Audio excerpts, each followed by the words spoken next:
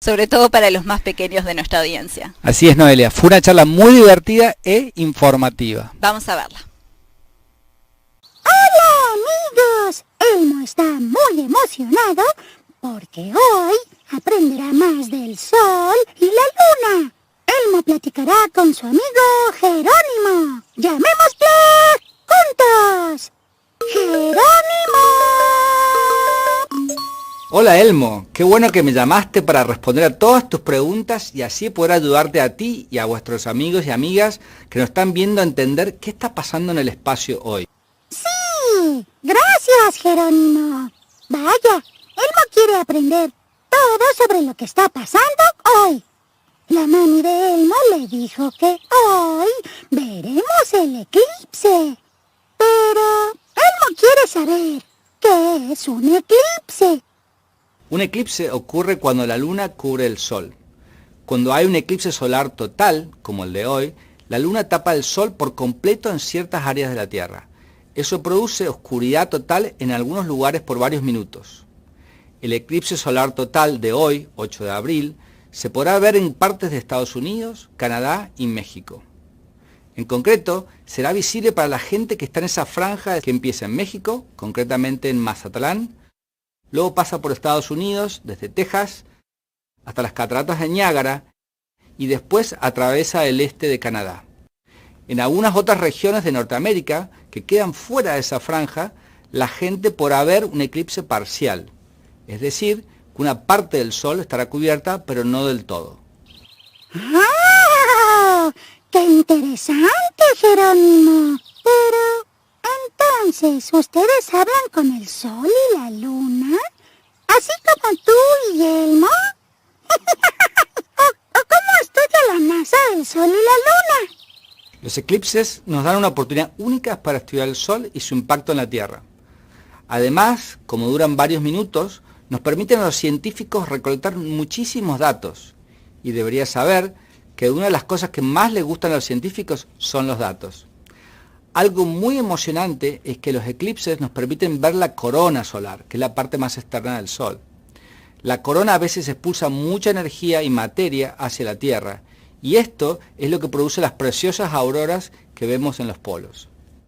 Ahora mismo tenemos una sonda solar llamada Parker, que estudia de cerca el Sol mientras atraviesa su caliente atmósfera. Al combinar mediciones de Parker con las que obtendremos de la Tierra durante el eclipse, podremos entender mejor la relación del Sol y nuestro propio planeta. A Elmo le gusta aprender y ahora sabe más del planeta, la Luna y el Sol. Ellos son grandes amigos. Pero Jerónimo, Elmo tiene otra pregunta.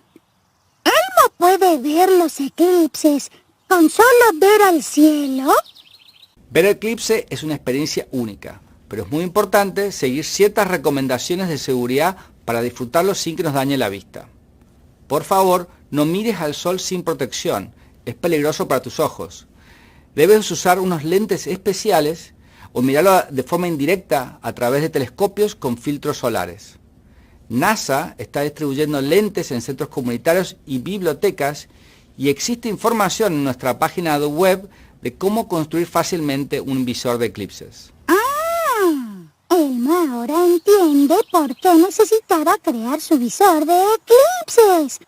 Elmo está feliz porque está listo para verlo. Gracias, Jerónimo, por ayudarle a Elmo a saber más de los eclipses. ¡Adiós! ¡Mami! Elmo aprendió sobre los eclipses. ¡Mami! Adiós, Elmo. Me dio mucho gusto verte. Disfruta mucho del eclipse. Es un regalo que nos da la naturaleza. Chao, chao.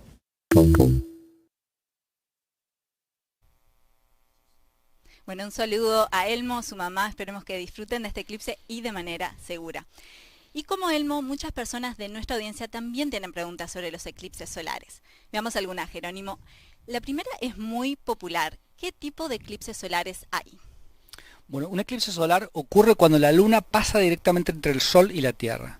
Cuando la Luna bloquea completamente el Sol, se le llama eclipse solar total. Cuando la Luna solo bloquea una parte del Sol, se llama eclipse parcial. Un eclipse lunar es un tipo especial de eclipse que ocurre cuando la Luna Q bloquea todo el Sol, excepto un pequeño anillo alrededor del borde. A veces un eclipse puede verse como anular en algunos lugares y otro total en otros lugares a medida que la sombra de la Luna se desplaza sobre la superficie de la Tierra. Esto se conoce como un eclipse híbrido. Muy bien, Jerónimo, muchas gracias. Y es muy interesante también, porque si bien hoy vamos a tener un eclipse solar total en Norteamérica, la gente de Centroamérica va a poder ver al menos un eclipse parcial, ¿correcto? Exactamente, en realidad la mayoría de la gente de Centroamérica y Norteamérica van a poder disfrutar de este eclipse, pero una franja muy particular que empieza por México, pasa por Norteamérica, luego por Canadá, ellos podrán disfrutar la totalidad, pero en la mayoría de Centroamérica y Norteamérica podrán verlo parcialmente, obviamente con forma segura, ¿no? Bueno, igual de espectacular. Espectacular. Y les recomiendo que lo disfruten, son momentos históricos para disfrutar. Muy bien. Bueno, y aquí tenemos otra pregunta del usuario Brian en Instagram, que pregunta ¿cómo se calcula cuándo va a suceder un eclipse? Bueno, es una excelente pregunta y es parte de lo que estamos disfrutando en este momento. En realidad, los milenios, de los babilónicos hasta los mayas y demás, hemos ido aprendiendo los movimientos de los cuerpos celestes. Antes se creían que eran apocalípticos estos eventos, y ahora es un momento de celebración, una celebración a la ciencia, a la tecnología, de nuestro conocimiento de cómo se mueven los cuerpos celestes. Para ello hay que entender el movimiento de la Tierra alrededor del Sol con altísima precisión, de la Luna alrededor de nuestro propio planeta y cómo se alinean las órbitas. Eso con el tiempo hemos aprendido más. Por ejemplo, las misiones Apolo y demás dejaron un pequeño espejito que le mandamos láser todo el tiempo y nos permite saber la distancia de la Luna con altísima precisión. Toda esa información se acumula para generar un modelo de predecir, y ahora podemos predecirlo con precisión de metros en la superficie y también con segundos, por eso creo que es una celebración de la ciencia que podamos ahora disfrutar de este evento de esta forma. Y es muy lindo también porque por más que sepamos hasta el segundo cuándo va a suceder, nos sigue sorprendiendo y nos sigue maravillando, ¿verdad? Eso es lo lindo de los eclipses, para que la gente lo pueda disfrutar, porque realmente es disfrutar algo celestial, algo que vemos. La luna la conocemos bien, conocemos el sol, pero ver que eso se alinee es darlos en parte de entender cómo todo funciona dentro del sistema solar. Muy bien, tengo otra pregunta acá que nos llega de YouTube, del usuario Francisco Hurtado Rico, que pregunta si se verán estrellas detrás del sol que no se puedan ver a simple vista. Exactamente. Bueno, una cosa que está pasando ahora, empieza la noche rápidamente, el sol está siendo plenamente cubierto, solamente vemos la parte tenue de la corona del sol y nos permite ver los planetas que están en hilerita, en el mismo camino del sol se empiezan a ver los planetas como Marte y Júpiter, y también podemos ver y varias estrellas al mismo tiempo. Hay un pequeño cometa que me parece un poco débil todavía para verlo simplemente con el ojo, pero al lado de Júpiter, que en la vida real no sería imposible verlo, pero gracias a este fenómeno astronómico natural podemos ahora ocultar este brillo fuerte del sol y ver la noche completa. Muy bien, o sea, entonces el recordatorio, no solamente quienes puedan estar viéndolo en persona, no mirar solamente el sol y la luna, sino también los alrededores en el cielo mismo. Exactamente, es un evento para disfrutar en general, para observar el cielo donde estamos y todo el entorno, porque bueno, el todo responden a estos cambios bruscos de la noche de día que pasan con un eclipse. Bien, gracias Jerónimo. Les recuerdo a quienes nos están viendo, si viven en México o Estados Unidos y todavía no están seguros de si estarán dentro de la franja de totalidad del eclipse de hoy, pueden encontrar el mapa de la NASA con esa información en ciencia.nasa.gov/eclipses. Ahí también pueden encontrar más detalles sobre todo lo que vamos a estar conversando hoy con Jerónimo. Y Jerónimo, antes de seguir con las preguntas de nuestro público, hablemos un poco sobre la seguridad de la vista durante un eclipse solar total o parcial también, sobre todo si hay alguien que nos está viendo y más adelante tendrá la oportunidad de ver este eclipse en persona. ¿Nos puedes explicar cómo podemos proteger nuestra vista durante un eclipse? Bueno, esto es muy importante porque mirar directamente un eclipse solar durante las fases de parcialidad puede dañar nuestra vista muy gravemente y de forma instantánea. El único momento en el que es seguro mirar directamente es durante la totalidad, cuando la luna cubre completamente la cara del sol. Pero esto solo dará unos minutos y es crucial volver a usar la protección cuando termine la totalidad. Entonces, tenemos que disfrutar de los eclipses con precauciones. Existen varias maneras de disfrutar los eclipses en forma directa, eso es mirando al sol, pero con la protección adecuada. Y también hay formas indirectas, por ejemplo, proyectando la sombra del sol eclipsado, o haciendo una forma que a mí me gusta que es como una rejilla. Uno pone con los ojos así, las manos así, y hace como una proyección, o también con un colador de la cocina también podemos proyectar en el piso para ver el evento en forma indirecta. Es muy cierto, me encantan esas, y también he visto imágenes en las que se ve la sombra del eclipse proyectada en el suelo, pero a través de las hojas de los árboles. De hecho, Jerónimo, te quería comentar que recibimos una pregunta desde Mazatlán que tiene mucho que ver con el tema de la seguridad durante los eclipses. Vamos a ver. Mi nombre es Félix. Mi pregunta es, ¿el eclipse se puede ver con cualquier tipo de lentes? Bueno, es una excelente pregunta de Félix. Y bueno, para ver cómo se ve esto. Para observar el eclipse se necesitan unos pequeños anteojitos especiales para ver el sol en forma indirecta. ¿Cómo se tienen que hacer? Tiene una certificación especial, la ISO, y son bien oscuros, no son como lentes de sol normales. Así que bueno, hay que usar estos anteojos especiales para esos eventos. Muy importante ese recordatorio, que es el único método en el que podemos verlo directo durante la fase de parcialidad. Exactamente. Inclusive siempre hay que tener cuidado, como es una franja relativamente pequeña donde tenemos acceso a la totalidad, siempre usar los anteojos en la mayoría del tiempo cuando veamos que ya no podemos ver nada porque hemos entrado en la fase de totalidad y es el momento seguro para sacar los anteojos. Ahí está, y tener muy en cuenta cuando esté por terminar ese periodo, volver a ponérselos. Exactamente. Bueno, muy bien, Jerónimo, gracias por el recordatorio. De hecho, tenemos un video que explica cómo observar el eclipse con estos anteojos especiales que Jerónimo les estaba mostrando recién. Veamos.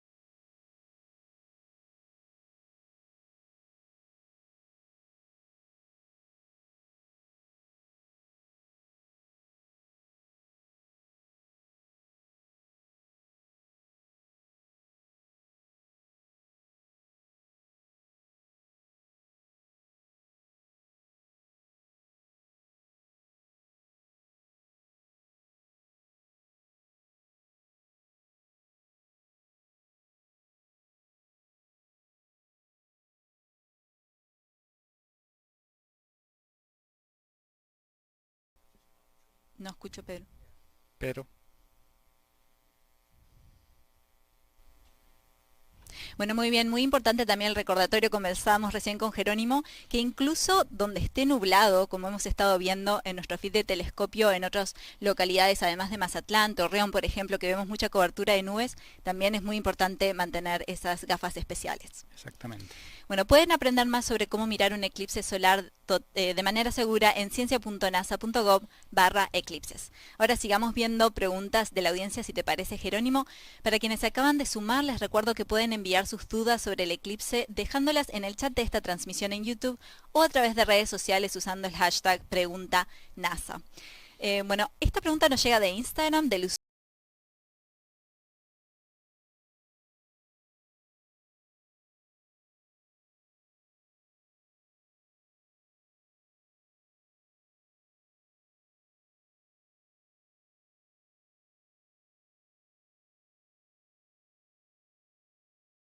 Cambia la temperatura, se puede ver hasta cambios hasta de 10 grados, el cambio de temperatura en esa zona de la franja, esos 4 minutos que pasa el eclipse, pero también impacta, obviamente,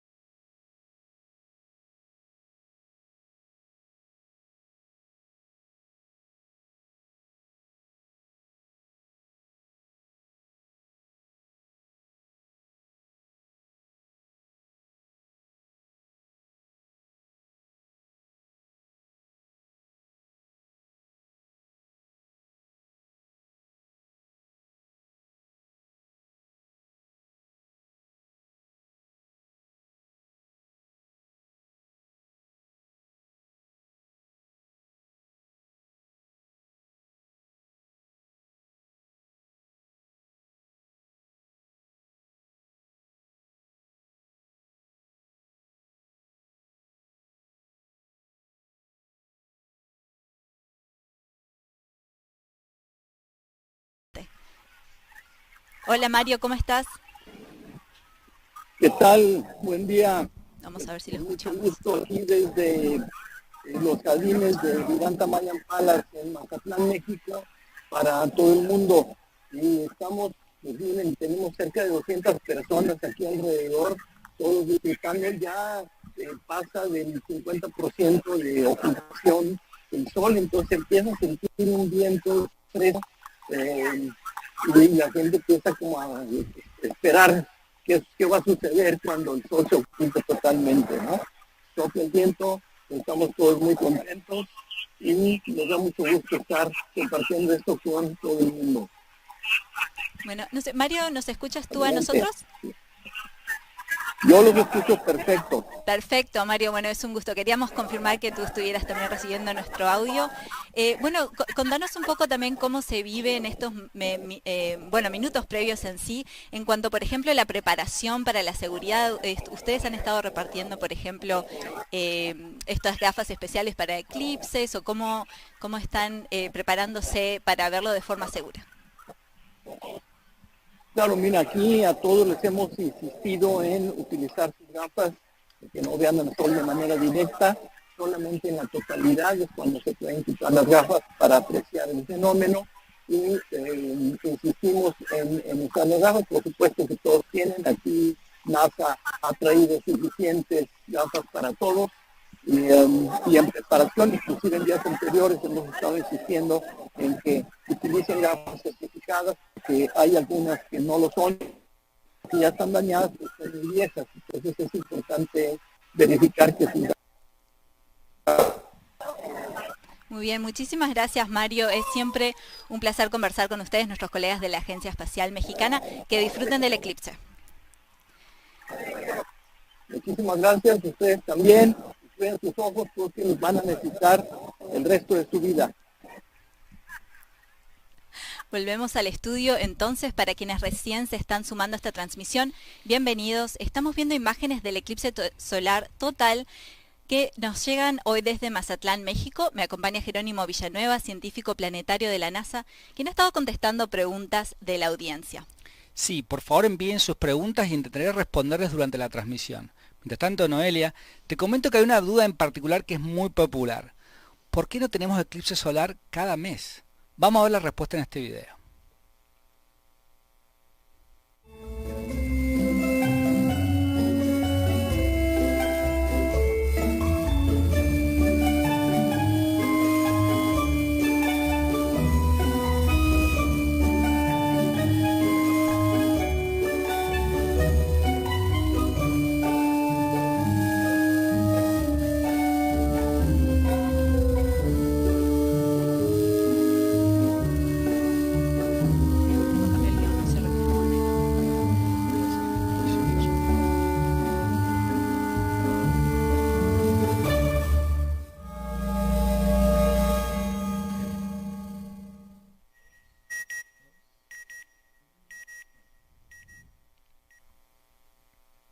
Una razón más, entonces, para valorar todavía más este eclipse solar total. No es una experiencia que se tiene literalmente todos los días, o todos los meses, mejor dicho. Exactamente. De hecho, el próximo eclipse solar total que se verá aquí en Estados Unidos recién va a ser el 23 de agosto de 2044 y va a ser pequeño, o sea, dentro de 20 años. Muy cierto, Jerónimo. Y quería aprovechar para preguntarte sobre tu propia experiencia con eclipses. ¿Has visto alguno en persona alguna vez? Mira, en el 2017 tuve la suerte de verlo parcialmente desde la República Dominicana y casualmente era parcial de esa zona. Es semejante a lo que está pasando ahora, que la mayoría de gente lo ve parcial y no lo vimos en el momento de totalidad. Pero bueno, ¿cómo fue? Éramos los únicos que estábamos pendientes del tema y lo que se vio que era como en el momento era que estábamos en máxima plenitud, era el eclipse parcial y fue como tenue, parecía como que estaba nublándose, pero teníamos la suerte, teníamos las gafitas, así que podemos mirar al sol en ese momento y pudimos ver cómo la luna de alguna forma se estaba comiendo el sol. Era fascinante. Muy bien, estaban preparados entonces. Sí, sí, sí. Gracias por compartir, Jerónimo. Y a quienes nos estén mirando, los invito también a que nos compartan sus experiencias mirando eclipses aquí en el chat de esta transmisión. Jerónimo, leamos algunas preguntas más, si te parece. Tenemos una duda muy interesante que también nos llega desde Mazatlán. Vamos a ver. Mi nombre es Ana Lourdes y voy a preguntar que cómo afecta el eclipse a las mareas. Bueno, muchas gracias por la pregunta, Ana Lourdes, una muy buena pregunta. Bueno, las mareas se producen principalmente por la luna. La luna va a estar en el momento determinado, va a estar enfrente nuestro, entonces de alguna forma produce una marea. Pero el hecho del sol, a pesar que está mucho más lejos, bien grande, también impacta un poquito, mucho menor que la luna, también impactan las mareas y obviamente al estar alineados genera que esta marea sea un poquito más intensa. O sea, el hecho de que estén alineados genera un pequeño cambio, pero bueno, es la marea de todo el tiempo definida especialmente por la luna. Muy bien, o sea que no va a haber un cambio dramático, digamos, No, en cuanto a mareas. Exactamente. Muy bien. Bueno, y como podemos ver en las imágenes, ya estamos más cerca de la totalidad, que es este periodo breve que durará unos 4 minutos y algunos segundos en el que la luna cubrirá por completo la cara del sol. La totalidad es la parte más espectacular de un eclipse solar total, pero en realidad ya hemos estado viendo un eclipse solar parcial desde hace un rato. Jerónimo, ¿nos podrías contar sobre las diferentes etapas de un eclipse solar como el que estamos viendo hoy? Bueno, interesantemente lo que está pasando, estamos viendo la parte de atrás de la luna donde está oscura, o sea, no veríamos la luna en el caso real si no estuviéramos en un eclipse, y vemos el cielo, está el sol, y lo que está pasando es que en un momento determinado la luna empieza a cubrir el sol, o sea, empieza el eclipse parcial, esa es la primera fase, y son dos esferas, una cubriendo a otra, se podría decir. Y lo que empieza a pasar interesantemente es cuando empieza ya a cubrirse en su totalidad, empezamos a ver el anillo y las irregularidades de la luna, las montañas, los valles en la luna y las irregularidades de la corona del sol, que está en un ciclo de gran actividad, estamos llegando al máximo del sol.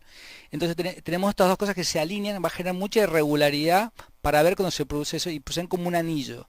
Y en esas irregularidades producen como destellos, que se llaman glóbulos de Bailey, donde se pueden ver como mayor brillantez. En un momento determinado la luna completamente va a cobrar el sol y vamos a ver una tenue los filamentos de la corona. Luego se produce el reverso, donde empieza el eclipse parcial y ya desaparece la luna, sale del plano y volvemos a la etapa del sol completo. Muy bien, muy hermoso. Igual estábamos viendo imágenes de ejemplo también de lo que vamos a ver.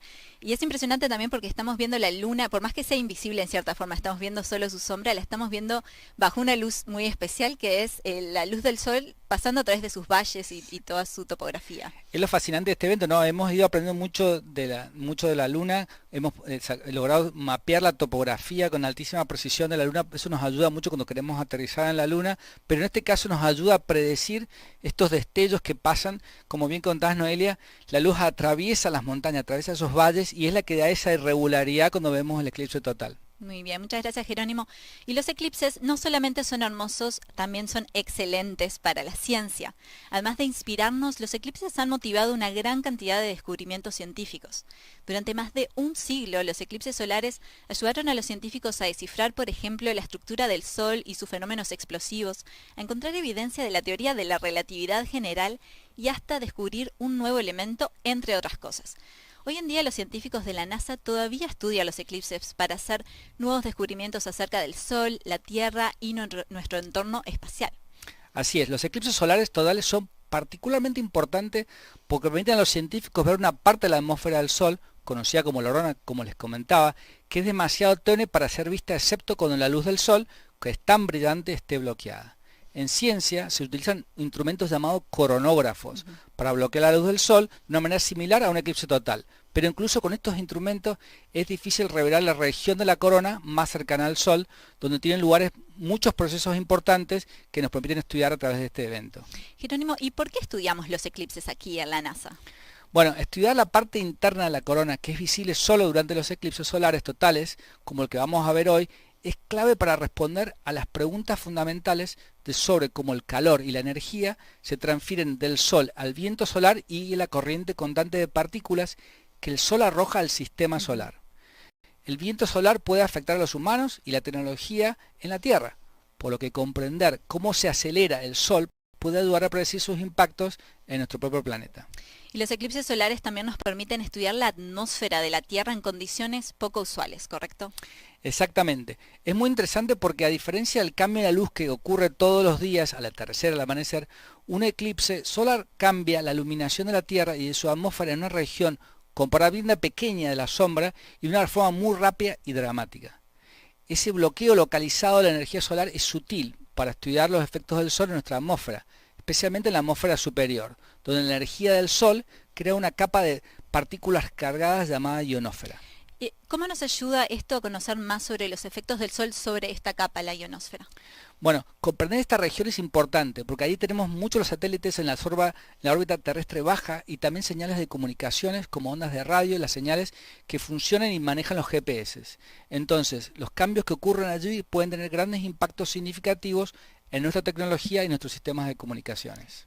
¿Y qué nos puedes contar sobre los experimentos científicos de la NASA que tendrán lugar hoy para aprovechar este eclipse en particular? Bueno, en realidad estamos fascinados, para nosotros los investigadores este evento es importantísimo, así que varios proyectos tenemos, por ejemplo, unos que son muy interesantes, tenemos unos aviones jet suborbitales W57 que van a viajar a tratar de seguir el eclipse en cierta forma y tomar mediciones a gran altura, y también tenemos uno que es muy interesante acá cerca de donde estamos nosotros, cerca de Maryland, que vamos a mandar unos cohetes antes del eclipse, durante el eclipse y luego del eclipse para mirar esa zona de la ionosfera y ver cómo esta sombra de alguna forma impacta en la ionosfera y bueno, nos ayuda mucho a mejorar nuestros modelos de predicción de cómo impacta el Sol y estas partículas que viajan para ayudarnos con el sistema de las tecnologías, pero también para entender cómo nuestra atmósfera responde a estos cambios bruscos de la radiación solar.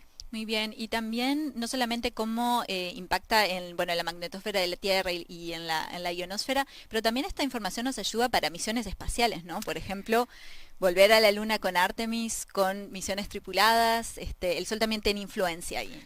Exacto, Noelia, eso es muy importante. Vivimos en un planeta, tenemos la suerte que tenemos la ionosfera, tenemos la magnetosfera, que de alguna forma nos protege de toda esta radiación, estas partículas que nos manda el Sol. Cuando uno va a la Luna, estamos como de una forma pendientes de todas ellas. Entonces, de alguna forma, entender cómo responde estas partículas, cuánto tiempo viajan y cómo llegan a un lugar son muy importantes para la exploración de la Luna y luego de Marte, por supuesto. Muy bien, y también hay varias misiones espaciales de la NASA que observan y estudian el Sol y varias de ellas también van a estar atentas a este eclipse.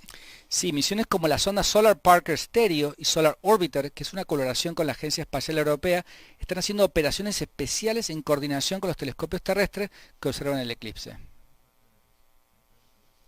Y ahora ya estamos a solo unos minutos de que comience la totalidad del eclipse, cuando la luna bloqueará por completo la cara del Sol. Un momento muy emocionante, sin dudas. Así es. Esperamos ver la umbra, que es una sombra que está proyectando la luna sobre la Tierra acercándose a las playas de Mazatlán. Es como que vemos que el eclipse va llegando a nosotros desde el oeste y bueno, es un momento interesantísimo. Vamos a esperar aquí porque estamos a solo segundos de llegar a este momento que tanto hemos estado esperando, pero bueno, como decíamos, también hemos estado ya viendo un espectáculo visual que no estamos acostumbrados a ver todos los Bueno, días. lo interesante, ya uno puede ver cómo se empieza a oscurecer todo en Mazatlán. Rápidamente esta sombra, esta umbra, lentamente está viajando, y como estamos mirando hacia el oeste, donde de alguna forma esta sombra, oscuridad, plenitud va llegando, de alguna forma este fenómeno va avanzando lentamente. Estamos viendo también imágenes desde Mazatlán en las que ya se nota cómo se oscureció el entorno. De verdad que parece que anocheció. Increíble. Uno imagina estar en un lugar así que es completamente de día, y estaban de día hace un par de minutos y ahora ya parece casi de noche, y no es el atardecer clásico que uno está acostumbrado con esos colores rojizos, sino que pasamos, es como si alguien apagó la luz, se podría decir.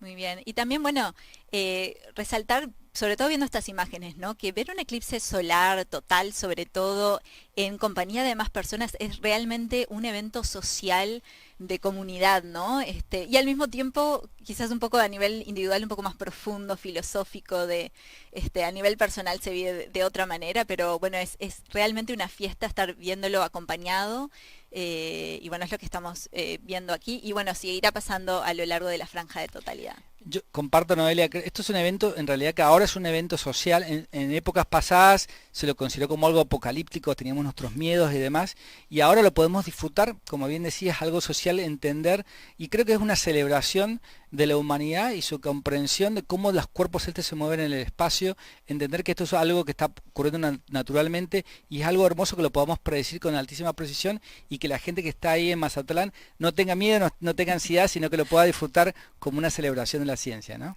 También me imagino la ansiedad de que van a poder sacarse los anteojos especiales para eclipses. Bueno, en realidad estamos como a 2 minutos de la totalidad, pero también recordar a nuestro público que una vez terminemos nuestra transmisión luego de la totalidad en Mazatlán, pueden quedarse en nuestro live de YouTube porque vamos a seguir transmitiendo imágenes de la totalidad a lo largo de la franja. Un beneficio de estar viéndolo a través de una computadora, una pantalla, ¿verdad? O sea, no vamos a poder verlo solamente una vez, sino varias veces, y bueno, repetir la experiencia una y otra vez. Bueno, lo lindo de esta fase que está pasando ahora es donde empezamos a ver cuando ese brillo fuerte del sol empieza a apagarse, y empezamos a notar las sutilezas de los cambios de la iluminación. Empezamos ya a percibir estos glóbulos de Vélez que les contamos, que es la topografía de la luna, con la luz, como comentabas, Noelia, que la luz viaja a través de los valles, podemos ver esas irregularidades, y empezamos ya a describir esa parte externa tenue de la atmósfera del sol. Así que este momento de transición es para disfrutar y capturar esos momentos. Mira, ya podemos ver Mazatlán completamente en altísima oscuridad. Ya casi estamos.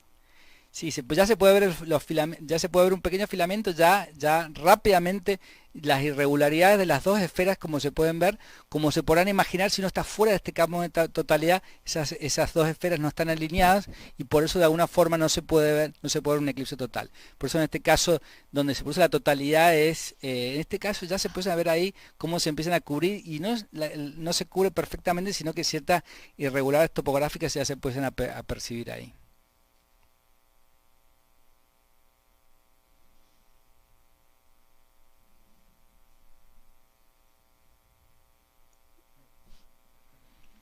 Bueno, y aquí ya tenemos el anillo de diamantes, una de las fases que Jerónimo nos comentaba, que viene antes de la totalidad. La luz del sol pasando a través de la topografía lunar y alineándose de forma casi perfecta. Ahora tenemos las perlas de Baileys. Exactamente. Y ya llegamos a la totalidad. Estamos viendo la totalidad ahora como en este momento determinado puntual la luna está cubriendo en su plenitud el sol. Sí, por fin llegamos a ese momento mágico que tanto hemos estado esperando, la totalidad. Bueno, ahí podemos ver cómo, por ejemplo, ya se empiezan a ver esos filamentos, esas cosas rojizas que están ahí. No son fallos en la cámara, sino que en realidad son parte de las eyecciones de masa espectaculares que ocurren en el Sol. Y son esos eventos, esas tormentas que pasan en el Sol, son las que emiten partículas energéticas que luego son las que viajan a la Tierra y dan origen, por ejemplo, a las auroras que vemos en las capas polares de nuestro propio planeta. También es muy interesante porque a diferencia de, por ejemplo, el eclipse solar total del 2017 que se vivió aquí en Estados Unidos, en este momento el Sol está como en un periodo de más actividad solar, ¿verdad? ¿Nos puedes comentar sobre eso? Exactamente, el Sol tiene un ciclo cada 11 años, va de ciclo de mínimos a máximos, entonces en este caso ahora estamos llegando al máximo del ciclo del Sol. ¿Y qué involucra eso? Que hay más tormentas, que hay más fenómenos en la superficie del Sol. Y por ejemplo, esos filamentos que ustedes pueden ver como si tuviera como una melena, se podría decir, el Sol, bueno, esos filamentos en realidad son más pronunciados ahora que en el 2017, por eso es interesante poder ver de forma natural, ¿no? Los científicos fascinados por poder entender cómo el Sol evoluciona y entender su relación, pero esto es un fenómeno astronómico natural que nos permite estudiar el clima y la evolución de la meteorología del Sol, en este caso. Muy bien, muy interesante. Y bueno, no lo estamos escuchando, pero me imagino que en ese momento en el que anunciamos la totalidad, por lo general las personas que lo están viendo en persona y sobre todo en grupo, hay ovaciones, hay aplausos y gritos porque de verdad... Entendido o menos entendido. Entonces de alguna forma el eclipse dura un minuto, 3 minutos, un poquito más, casi 4 minutos o un poco más de 4 minutos, dependiendo en qué lugar de la franja uno esté ubicado. Ya por ejemplo podemos ver rápidamente cómo ahora ya el Sol empieza a ganarle un poco a la Luna de alguna forma y ya el brillo, ya en este caso por ejemplo las gafas son esenciales porque ya el brillo es tan fuerte en esa pequeña franja que es necesario usar gafas, inclusive en estas condiciones donde la Luna no cubre la totalidad del Sol. Muy bien. Bueno, sí, estamos viendo como la reversa ahora. Y Jerónimo, hay un tema que se repite mucho también que nos han preguntado, ¿no? ¿Qué tan usuales o inusuales son los eclipses solares? Porque bueno, aquí en Estados Unidos tenemos que esperar 2 décadas para ver el próximo, pero ¿qué nos puedes contar sobre esto? Bueno, es interesante porque en realidad los eclipses pasan relativamente frecuentes, podemos decir cada 1 año y medio, 18 meses se repite un eclipse. Lo que pasa es que la mayoría de las veces pasan sobre lugares donde no vive nadie, porque tenemos un planeta donde tenemos materia cubierta por agua. Pero en realidad un eclipse que se repita en el mismo lugar particular del planeta solamente cada 400 años, o sea, es muy poco probable. Hemos tenido la suerte en el 2017 de tener un eclipse total, y ahora se repite ahora en el 2024, pero el próximo va a ser recién acá en Norteamérica, va a ser en el 2044 y va a ser aproximadamente la parte bien norte, diría Alaska, en Canadá. En realidad, el que va a extenderse la mayoría de la extensión de Estados Unidos va a ser en el 2045, así que vamos a tener que esperar 200 años para que se repita. Muy bien. Bueno, Jerónimo, quería aprovechar a hacerte una pregunta que tuvimos que saltearnos justo cuando fuimos al contacto con Mazatlán. María José, desde Instagram, nos pedía aclaraciones en torno a las supersticiones que han estado circulando y bueno, sobre todo, sabiendo que se vienen más eclipses, ¿qué nos podés aclarar en cuanto a esto? Bueno, eso creo que es parte de la curiosidad de la humanidad, ¿no? En el sentido de ver estos fenómenos que son tan diría raros, diría descabellados, y creo que eso le llamó la curiosidad a las civilizaciones anteriores, donde con el tiempo han dado los fundamentos matemáticos y sistemáticos. Por ejemplo, los babilónicos tienen uno de los registros astronómicos más, las bases que han dado las formulaciones matemáticas que usamos en el día de hoy. Creo que esa primero importante saber es que un eclipse solamente demora cada 4 minutos. ¿Cómo se repiten? Se repiten, como hablábamos, cada 18 meses. se producen sobre franjas muy particulares sobre la superficie de la Tierra. El impacto es muy localizado, cambia un poco la temperatura, cambia la ionosfera, son importantes para nuestro estudio de la atmósfera, pero no va a haber y también de las comunicaciones y demás, pero no hace ningún tipo de cambio grave o apocalíptico de ningún tipo. Pero sí creo que es importante que cuando escuchemos ese tipo de cosas las entendamos desde el punto de vista de la curiosidad del hombre, de la humanidad, entender un poquito más qué es lo que está pasando. Y bueno, ahora afortunadamente con la ciencia y la investigación podemos entender que, bueno, lo podemos disfrutar, podemos ir ahora con nuestras gafitas certificadas de la ISO para poder disfrutar de este evento. Bueno, muy interesante. Y nos mencionabas, hablábamos hace un ratito de meteorología espacial, ¿no? Y del tema de la ionosfera y de cómo las partículas del Sol impactan. Y justo Ricardo en YouTube nos pregunta si el eclipse afecta a la tecnología o cómo le afecta, si puedes ahondar un poquito en eso. Bueno, lo que pasa es que con lo que comentaban, cuando ustedes veían en el eclipse total, veíamos la corona, veíamos como esas tormentas que estaban produciendo. Bueno, hay veces que esas tormentas no son estáticas, sino que son dinámicas y producen explosiones. Estas explosiones viajan de material, son partículas energéticas fuertes, viajan a través del sistema solar y en un momento determinado empiezan a pegar a la magnetosfera de nuestro propio planeta y eso da origen a las auroras. Cuando la cantidad de partículas y la energía que traen es muy fuerte, es como que se comprime la magnetosfera y ese impacto llega hasta latitudes que son visibles hasta inclusive, por ejemplo, en el norte de Estados Unidos.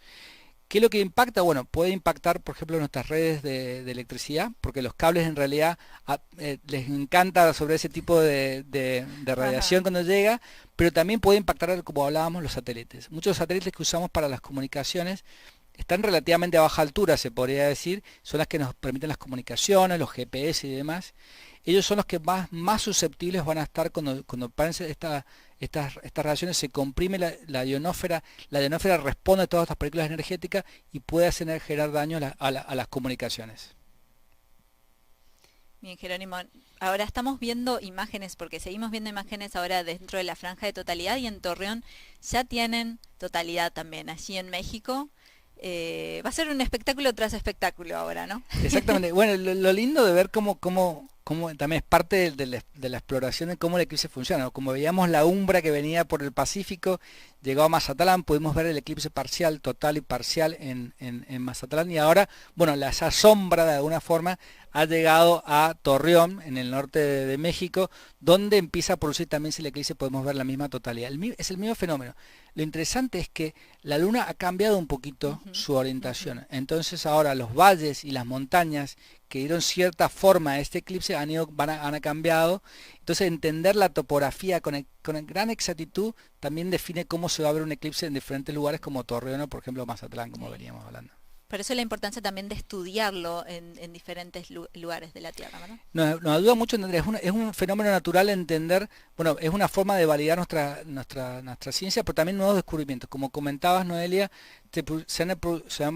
hemos logrado grandes descubrimientos gracias a estos eventos astronómicos donde cuerpos celestes masivos, grandes, que interactúan con la radiación solar, nos ayuda a entender nuevas leyes de la física y demás, producto de que imagínense, un planeta entero con una luna enorme y una mega estrella dando vueltas una alrededor de la otra.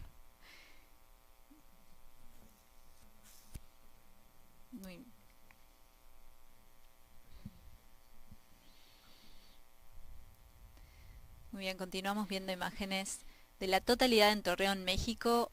Una belleza, y se nota un cambio en el tono. ¿Eso tiene algo que ver en el color? Quizás en Mazatlán era un poco más anaranjado, o eso es simplemente el telescopio. Es exactamente, como bien decís, Noelia, es el telescopio. Depende de los filtros y cómo juegan con la saturación de las cámaras. Es el mismo fenómeno, es la misma radiación del Sol. Y en realidad tiene que ver con el hecho de que recordemos que en este momento la Luna es más grande que el Sol. En realidad la superficie que lo tiene es una atmósfera enorme. En realidad el Sol en realidad está cubriendo más que el Sol, por eso demora 4 minutos, no es instantáneo, sino que de alguna forma el Sol está viajando debajo de la Luna y nos permite ver la parte más tenue, la parte externa, que es enorme, que se llama la corona. Bueno, Jerónimo, estamos hablando mucho de cómo se ve el eclipse desde la franja de la totalidad o quienes están fuera y ver la parcialidad, pero hay una pregunta que también ha circulado bastante y es ¿cómo ven los eclipses solares los astronautas que están a bordo de la Estación Espacial Internacional, que es la órbita baja de la Tierra, ¿no? Bueno, como es fascinante. ¿Qué pasa? Como bien contabas, Noelia, es una órbita relativamente baja, pero permite tener un ángulo de vista, se podría decir, elevado. Es cuando podemos ver la curvatura del planeta con las nubes y demás. Y imagínense que se ve como una mancha negra que se mueve arriba de la Tierra, que no es nada raro, sino que la luna está generando esa mancha. Así que ellos pueden tener la perspectiva de ver no solamente nuestro bello planeta desde arriba, verlo cómo responde al clima, sino también puede ver cómo esa mancha negra se mueve y los impactos en la atmósfera. Es interesante, por ejemplo, las nubes, las nubes son muy sensibles a la temperatura y las condiciones climáticas en ese lugar. Entonces, cuando hay un eclipse, cambia la temperatura, hasta se pueden generar nuevas nubes o pueden desaparecer las nubes, depende en qué lugar de la atmósfera de la nube se ha generado. Entonces es interesante, cuando uno ve el eclipse no solamente puede ver el fenómeno, sino también puede ver cambios en la estructura de las nubes a lo largo del eclipse vaya moviéndose. Una prueba más de que todo está interconectado. O sea, nada está pasando de forma aislada aquí en el espacio, en la Tierra, en el universo. Exactamente, por eso para nosotros, para los científicos, es un evento espectacular porque es un fenómeno natural, astronómico, algo natural. O sea, los cuerpos celestes se alinean por sí solos, se podría decir, pero nos permite entender cómo responde un planeta como nuestro, complejo, con sus océanos, con su hidrósfera, con su atmósfera, con sus nubes y demás, cómo responde a cambios bruscos de la temperatura, de la radiación, de las partículas, como hablaba, energéticas de la ionosfera. Entender estos cambios bruscos es importante para entender nuestra evolución de nuestro propio planeta, y también nos ayuda muchísimo a estudiar la evolución de otros planetas. Como a un momento pensamos que tal vez Marte tenía un océano de agua, ¿qué pasó con ese océano de agua? Entender qué pasa en estos momentos las partículas, cómo el Sol impacto en la atmósfera, también tiene mucho que ver con la evolución del planeta fuera de la Tierra. Bueno, igual, como bien comentabas con anterioridad, hablando de las nubes, ¿no? Y de este cambio de temperatura, hay proyectos de la NASA, ¿no? De ciencia ciudadana, en los que tenemos en este momento personas que no son científicas per se, pero que sí han estado ayudando y colaborando con investigadores de la NASA, simplemente tomando mediciones con su celular, ¿no? Y una de ellas era la cobertura de nubes, justamente. Son proyectos importantísimos para la NASA porque imagínense una gran población de gente sobre una gran extensión de territorio que nos permite con celulares tomar mediciones de la cantidad de la nubosidad y la temperatura en su lugar. Es una fuente enorme de información. Por ejemplo, hay una aplicación que se llama Globe, Observatorio Globe, que permite, como le llamamos, ciencia ciudadana, de alguna forma, de poder tomar información y asimilarla, y nos ayuda con nuestros modelos de investigación, de entender más cómo responde a nuestro planeta a eventos de este tipo. Muy bien. Bueno, y salíamos ya de la totalidad de Torreón, ahora estamos viendo otras imágenes dentro del trayecto de la totalidad. Y Jerónimo, te cuento que también habíamos recibido una pregunta desde Mazatlán también, y ya que sos un experto en el sistema solar, sos la persona indicada para aclarar esta duda, vamos a verla. Mi nombre es Rodrigo y mi pregunta es, si en otros planetas, no sé, ¿se pueden ver eclipses? Si se pueden, ¿cómo son? Bueno, es una excelente pregunta de Rodrigo, y bueno, me da pie para hablar de uno de mis objetos predilectos del sistema solar, que es Marte. Bueno, los eclipses es un fenómeno que en realidad pasa en todos lados en el sistema solar, siempre con una alineación de cuerpos celestes. En el caso de Marte, Marte está más lejos del Sol, entonces el Sol se ve más chiquito. Y Marte tiene una luna mucho más pequeña que la nuestra, se llama Phobos, que le llamamos la luna papa o patata, porque tiene una forma bastante irregular. Phobos se llama, es chiquita, viaja rápidamente alrededor de Marte. Bueno, en el caso fue una imagen tomada de los robotitos que tenemos en la superficie en Marte, donde se puede ver Phobos pasando enfrente del Sol. Es un eclipse, en este caso, más parecido a un anular, se podría decir.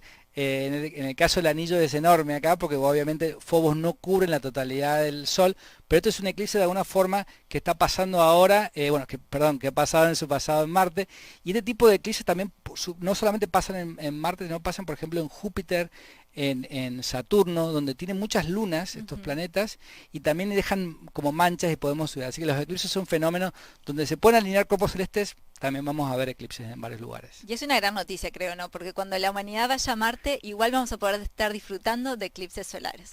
Bueno, es algo interesante, aparte de ser bellos, imagínense poder desde un robotito en Marte poder ver un eclipse desde otro planeta.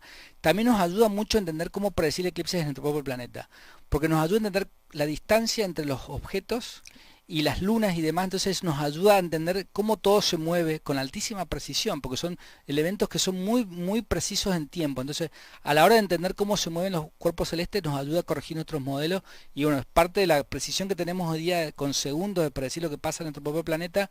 Ayudan estas mediciones, por ejemplo, del eclipse que pasó en Marte. Muy bien. Bueno, y si no pudiste ver este eclipse solar total en persona, no te preocupes, porque habrá más oportunidades de presenciar un fenómeno celeste de este tipo. Claro, depende de dónde te encuentres y dónde estés en ese momento, pero dentro de los próximos 2 años habrá varios eclipses solares parciales y anulares que se podrán ver desde diferentes regiones. El próximo eclipse solar total va a tener lugar el 12 de agosto de 2026 y este será visible en España, Groenlandia, Islandia, Rusia y una pequeña zona de Portugal. Jerónimo, ¿vos tenés planes para viajar, quizás para ver en persona alguno de estos eclipses próximos? Bueno, me gustaría mucho poder ir al de España o ir a Portugal para ver este eclipse del 2026, pero en el corto plazo va a haber un eclipse anular, como les comentábamos. El anular no es total, sino que se ve un pequeño anillo, se podría decir, del Sol. La Luna está un poquito más lejos, entonces se ve más chiquita y no cubre en su totalidad. Bueno, va a haber un eclipse anular en Patagonia en el principio de octubre de este año, en octubre, el 2 de octubre por ahí, del 2024, sobre Chile y Argentina. Como argentino voy a ver si puedo poder disfrutar este eclipse anular desde Patagonia. Me encanta, a mí me emociona mucho también porque como uruguaya sé que este eclipse también va a ser visible de forma parcial desde Uruguay, pero bueno, toda esa zona, quienes nos están mirando desde esa región, sepan que van a tener esa oportunidad muy próxima en octubre, creo que es el 2 de octubre de este año. Bueno, y como también es fascinante porque, bueno, es como lo que está pasando ahora con varias zonas de Centroamérica que pueden disfrutar el eclipse parcial que está pasando ahora. En el mismo caso, grandes poblaciones de Santiago de Chile, Buenos Aires, Montevideo, pueden disfrutar este eclipse en forma parcial en principios de octubre del 2024. Muy bien.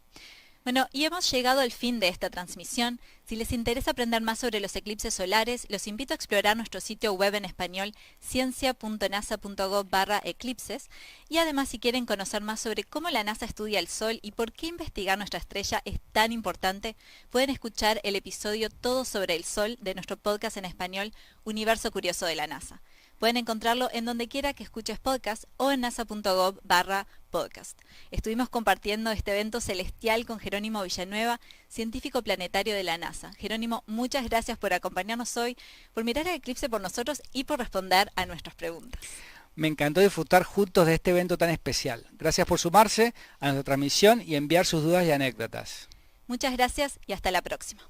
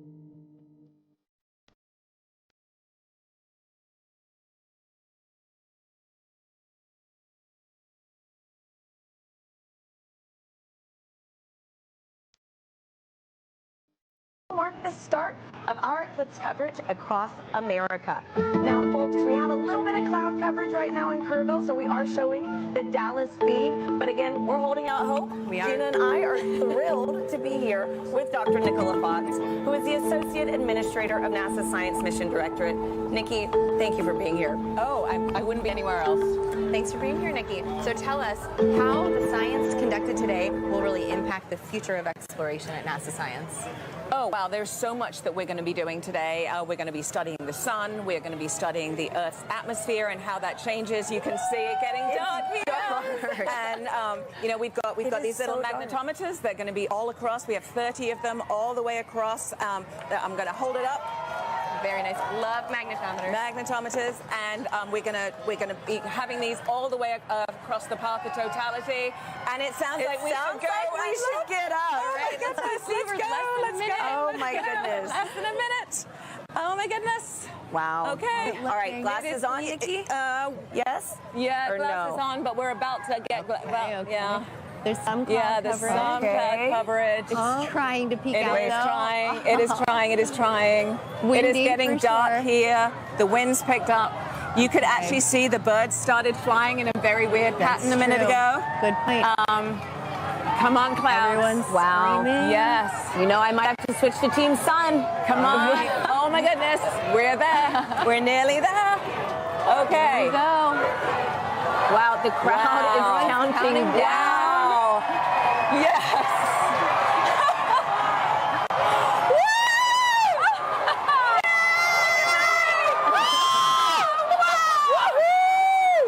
Oh my gosh, it's beautiful.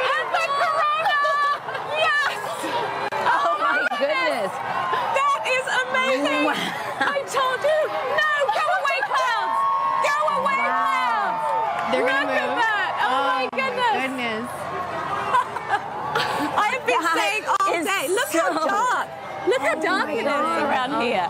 Yeah. It is just this white ring. White ring. Yeah, it's so dark. It is so dark. It is You so can see dark. the planes in the sky much better.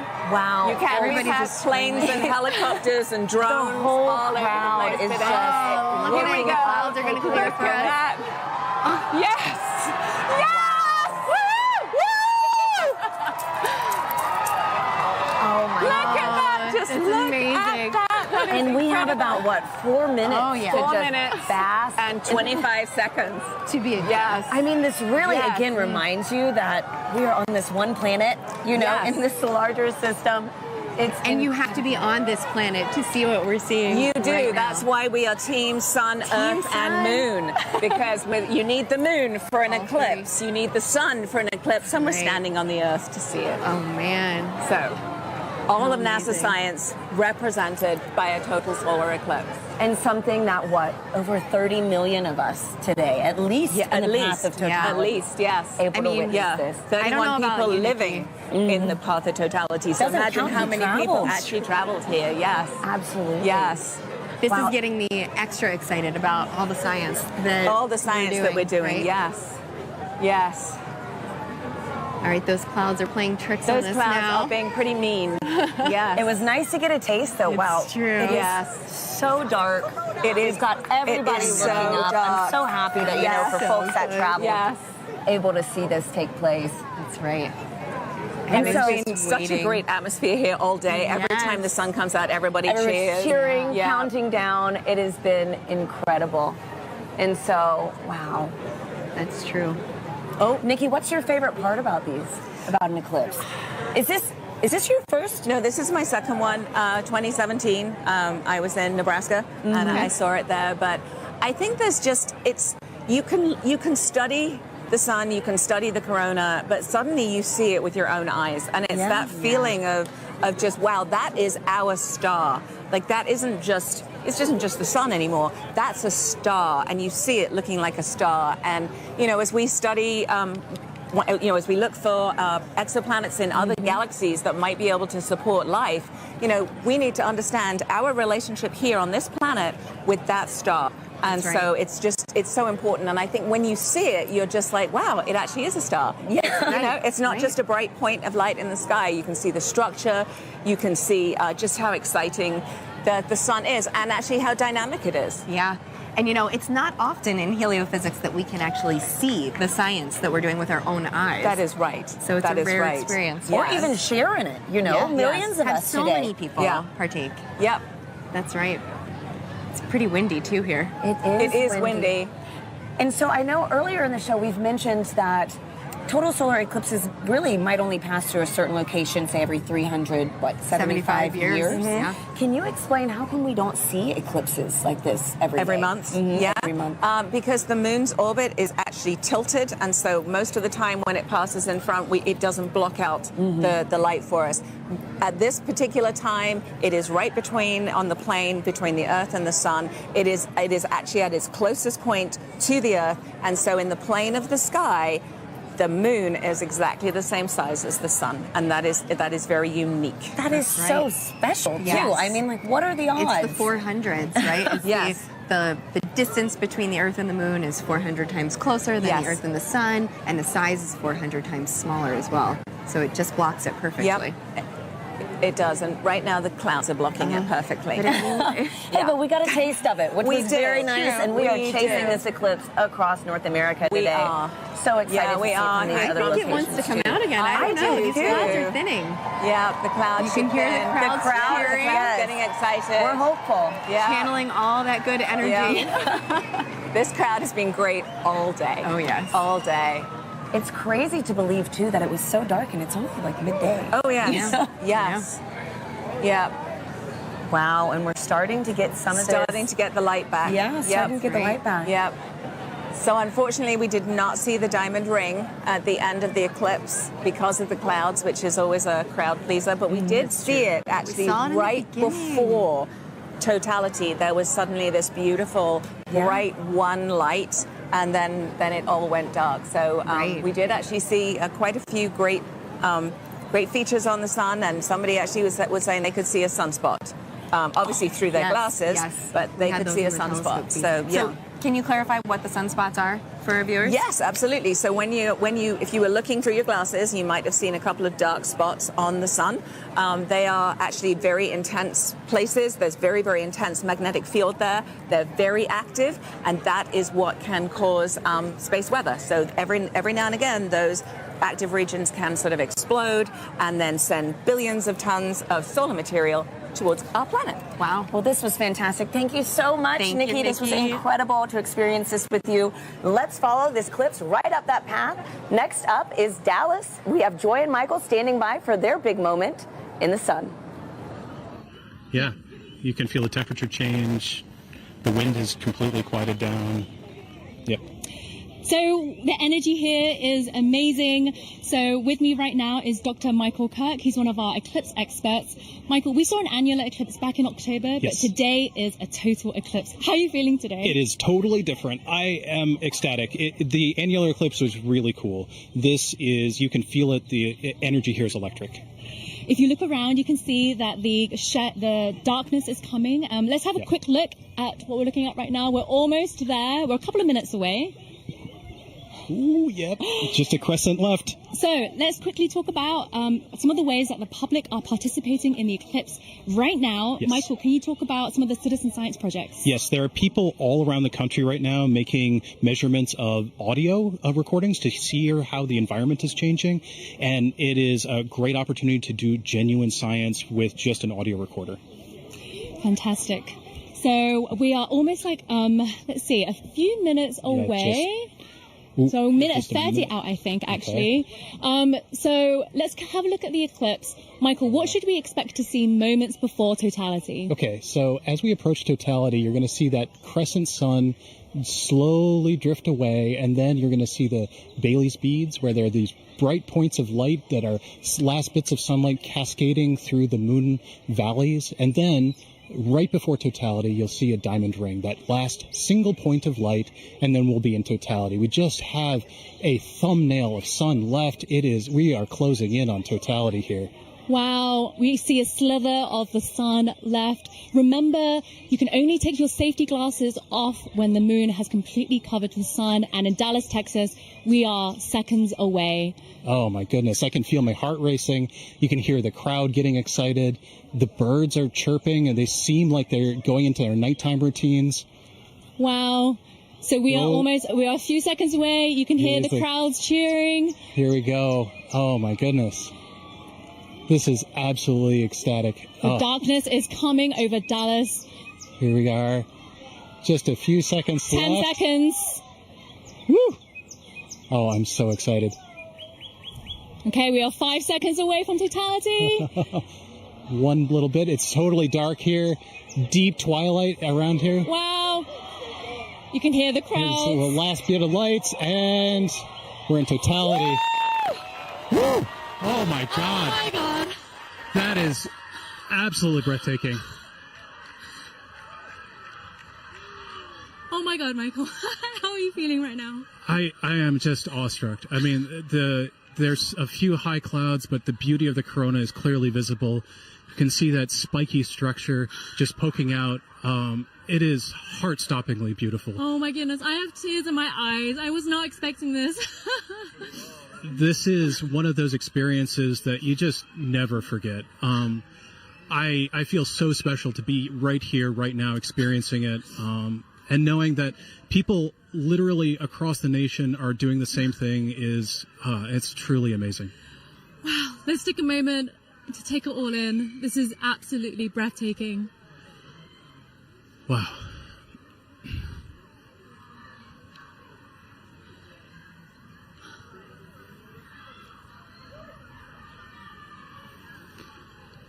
You can see that spiky structure of the corona. That's indicative of our approach to solar maximum. That asymmetrical nature of the corona happens when we're in solar maximum, and that's going to be happening in about a few months from now. So that means that this view of the corona will never happen again, ever. This is a completely unique view that even if you see a million solar eclipses, you'll never quite see one like this. So, Michael, you study the sun. What is it like to see the corona that you don't normally see? I mean, I just, there are no words. I spend my life studying this thing, and to be able to see it and feel it is, I mean, it's just tremendous. You can see a prominence in the chromosphere, the middle atmosphere of the sun. It's a pink spot. And that pink loop is what I spent 5 years doing a dissertation on. that one little pink loop. And it's just, it makes it all feel like it's in perspective now. I can't believe how clearly I can see those pink loops and the structures in the corona. We can see a few planets out as well. They're brightly shining in the sky. And actually there's a plane racing across the shadow as we speak as well. And I just want to take a moment to say huge thanks to our telescope operator, Vanessa Thomas, for providing these views. This is just so stunning. People are applauding here, as you can hear. I mean, I think everyone here is getting exactly what they came for, which is just that sense of your place in the universe. This is our closest star, and being able to see the star like this is truly special. Okay, we have 1 minute left of totality. Oh, the time just passes way too quickly. The next eclipse won't happen across the U.S. for another 20 years, so this really is a once-in-a-lifetime opportunity for a lot of people. Absolutely.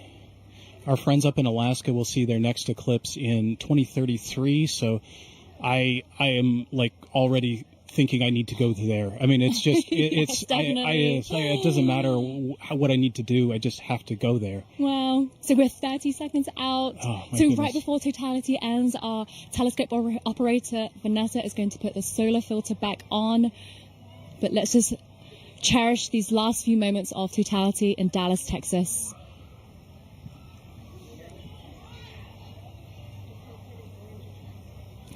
Michael, what will happen right before totality ends? So as totality's ending, we'll go through the process in reverse. You'll see maybe a diamond ring, a few Bailey's beads as the sun creeps out of totality. And then we're going to go back into a crescent sun again. Okay, and there's a diamond ring again. So time to put your glasses back on. And Sunglasses back on. Eclipse glasses back on. And it's coming back again. Wow, the sliver of the sun. And you can see shadow bands on the ground right now. It looks like it's almost raining, or you can see those shadow bands racing across the ground as we come back in out of totality. Wow. Whew.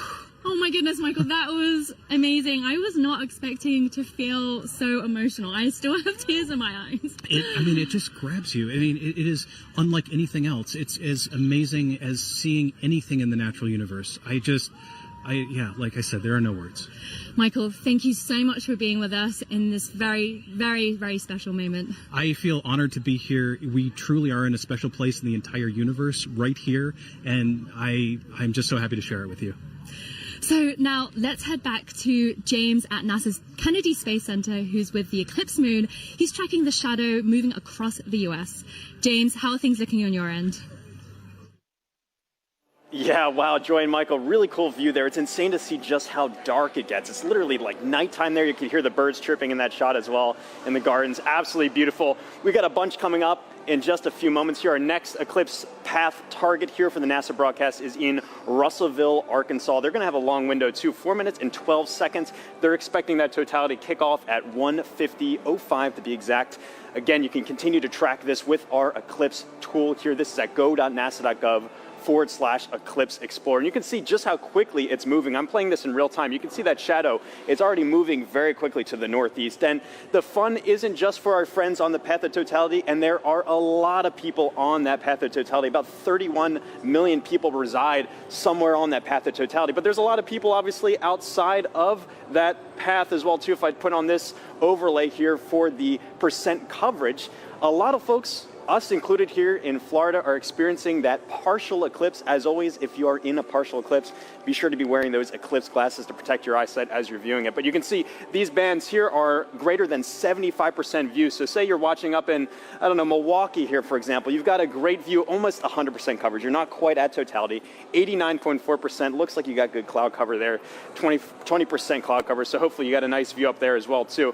I've also put on this overlay here to show you just the amount of the duration of totality. You see a lot of our places are within this middle band right here that are getting more than 4 minutes.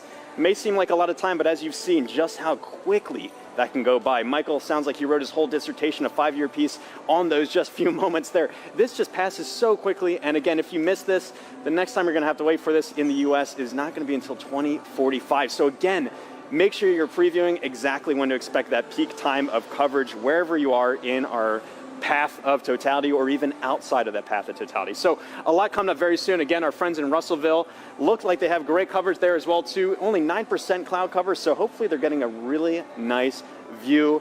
But let's check in with Jasmine up there to see. Hopefully you're looking good for there. How's it looking up in your way up in Russellville? I'm just looking this way. Everything is looking absolutely fabulous here in Russellville. We could not have asked for better weather. So we are back here in the downtown depot area, and joining us now is heliophysics expert Dr. Patrick Kane, all the way from DC. How are you feeling about your very first total solar eclipse? I'm incredibly excited. As I'm watching all of the changes, there go the crowd. As I'm watching all of the changes, I'm thinking back to the textbooks that I've read, and so it was all academic before. This is no longer academic. Yeah, so the feeling is very different than what we might read in a textbook. Patrick, just explain, describe the atmosphere around us as it's changing. Right now, as I'm looking around, of course, the temperature has been falling for the last 20 or 30 minutes, but the light is dimming, and it's dimming faster and faster and faster. It seems like it's accelerating. The crowd is definitely getting excited. I'm looking around the ground to see if I see the shadow snakes. I don't, but this is just really exciting. It really is. Honestly, like you said, we're feeling that cooler weather. Yeah. The crowd behind us just erupted. We're also feeling them fall a little bit quieter, too. Right. So we're going to take a beat of silence as we get into totality. I think we're less than about 15 seconds away. So we're going to also look over our shoulder with our solar eclipse glasses still on until we are in totality. Here we go. Just a sliver of the sun left. Getting close. Crowd's getting excited. The crowd, all around us, completely electric.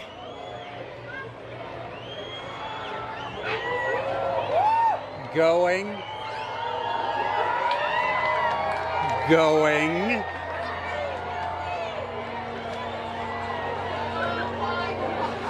Wow. Oh my goodness. Here we are. Here we go. And the crowd goes wild. God. Oh, my God. Wow. We got some Bailey's beads. Oh, absolutely stunning. That is spectacular. We see Venus over to the side there. And Patrick, it came and went so quickly, but we did see a diamond ring at the very beginning there. Can you describe to us what is that? Sure. That diamond ring effect is due to the moon not being perfectly smooth. It's got mountains, it's got valleys. So just like here on Earth when we see a sunrise or a sunset through a valley, we just watched a sunset through a valley on the moon. Absolutely stunning. Oh, my. So you said we could see one planet. I see it right there in the sky. Can we see any others as we're looking up? Yeah, we've got Venus on the over to one side. We've got Jupiter up here to the left of the sun. And there's the corona. Absolutely beautiful. That is spectacular. Now, you also said that this is happening during what we're calling a solar maximum. Now, Patrick, does that mean that the sun is stronger right now than normal? Not so much stronger, just more dynamic. It's changing a lot. During solar maximum, the magnetic field on the sun is more chaotic, it's more disorganized. So you see more random directions for the jets of gas leaving the sun. Right. That is spectacular. We could see a stream. All right, we are reaching that halfway mark already, 2 minutes into totality. There's even just a hint of a diamond ring down at the bottom. I can see it. Yeah, we're looking at a diamond ring from Arkansas, the Diamond State. Now, Patrick, of course, as we've been talking about it, this is part of what we are calling the heliophysics big year. You are a heliophysics extraordinaire all the way from Washington, D.C. So what does that mean? Okay, so the heliophysics big year started out in October of last year with the annular eclipse. And of course, we take a pause here in the middle to watch this particular eclipse, but then it will end on December 24th of 2024 when Parker Solar Probe passes as close as it's ever going to get to the surface of the sun within 9 solar radii. Oh, wow. And I'm sure that means a lot to you because you worked on Parker Solar Probe about 20 years ago during its inception. So tell us a little bit more about that. I worked on a concept study for Parker Solar Probe back when I was a graduate student in around 2002 or so. And back then, the idea was for it to actually dive into the sun rather than orbit the sun. So it was going to be a sun dive. Wow, that is fabulous. This must be a very full circle moment for you, right, Patrick? This is brilliant. This is absolutely brilliant. And that diamond ring has been Wait a minute. That's pink. What we are actually seeing is down into the chromosphere now of the sun. We're seeing a little bit deeper than the corona. I believe it's because of the pinkish color. We're looking down into the chromosphere, which is the next layer of the atmosphere of the sun down. Oh, wow. Wow. Oh, my God. This is like nothing we have ever seen here in Arkansas and like nothing we will see for the next 2 decades, right, Patrick? That's right. It's going to be 21 years before we see it again here. 2045. All right, so as we are starting to exit totality, of course, we're going to be very careful with our eyes if needed. We're going to put those solar glasses back on, of course. And the crowd just erupting, falling quiet again as they watch this magnificent moment take place. I am actually seeing bats flitting through the air. Oh, wow. Well, we will be very careful then. Well, yeah. And why is that, Patrick? Again, those nocturnal animals are coming out, right? As far as they're concerned, it's nighttime. It's time to feed. So they're coming out to feed on all the mosquitoes we've been swatting. Okay, got it. We'll be very careful for all those nocturnal critters around us right now. All right. We are getting closer. Get ready to put those glasses back on. All right. We're putting those glasses back on. The crowd is... Oh, wow. A second diamond ring seen from right here in Arkansas, the Diamond State. Absolutely stunning. Outstanding. Beautiful. Patrick, we're going to turn around now and just... one question I really do have to ask you before we let you go is, are you Team Sun, Moon, or Earth? I am Team Sun. Team Sun all day long. Fantastic. I figured from a heliophysics expert like you. We want to thank the city of Russellville for hosting us, Arkansas Tech University, and our telescope feed operator, Joe Mattis. Thank you so much. Now, let's get back to James Traley over at Kennedy Space Center. James, back to you. Yeah, thanks so much, Jasmine. What have you guys had there? So you were just right here in Russellville. You can see that shadow has now officially moved off and is on our way to our next target, which is up here in Carbondale. Carbondale is one of those very lucky cities because back in 2017, they were right at that intersection point of the 2017 eclipse across America. They're there again this year, but the difference is they're going to have a much longer slot. In 2017, they only had 2 minutes, 40 seconds, and that's not as much as they're going to have this year, which is 4 minutes and 10 seconds in the totally eclipsed sun. A really great viewing window for them to really take in this big moment. Very exciting to be able to track that for them as well. And also some details about this tool here as well. If I click onto their eclipse time here of 1:59:15 local time, you notice this little icon comes up here. This is actually simulated based off real data from the Parker Solar Probe of what we expect the corona around the sun to look like. And as you just heard, the sun's a lot more active this time around. It's kind of like a wild hairball, if you will. Lots of different streamers and things streaking off the sun. So you've been seeing already in our coverage some really cool activity around that sun's corona. If you're really lucky and the timing is just right, you might get a coronal mass ejection streaking off the sun. Hoping that someone on our path gets to see that today. If you do, be sure to send us the photos. We'd love to see that as well. One other cool feature about this tool too is you can see the actual path that the moon is going to be taking across the sun. And all of this plays in real time if you time it up well. And so you can actually see, if I go to our live moment here, this is actually playing as what we're expecting in real time, the movement of the moon across the sun. Carbondale just had a little crescent there, and you can see that shadow is really closing in on them very quickly. Let me turn off the 2017 path and zoom in a bit here. You see there, nearing totality in just a few moments, and their weather is looking great. We've been checking in with them all morning and afternoon. 27% cloud cover. That time of totality is coming up at 1:59:15. Really excited. And then it's going to be kind of bang bang for a while afterwards for a lot of our sites. We're going to be moving on to Indianapolis, all the way up to our final target in Holton, Maine. There is a lot coming up. And even again, still, if you're outside of that path of totality, have your glasses at the ready to be able to observe that partial eclipse. This is going to be going on for a while. But for now, let's take a look at Carbondale and see up close what it's looking like. How is it looking over there in Carbondale?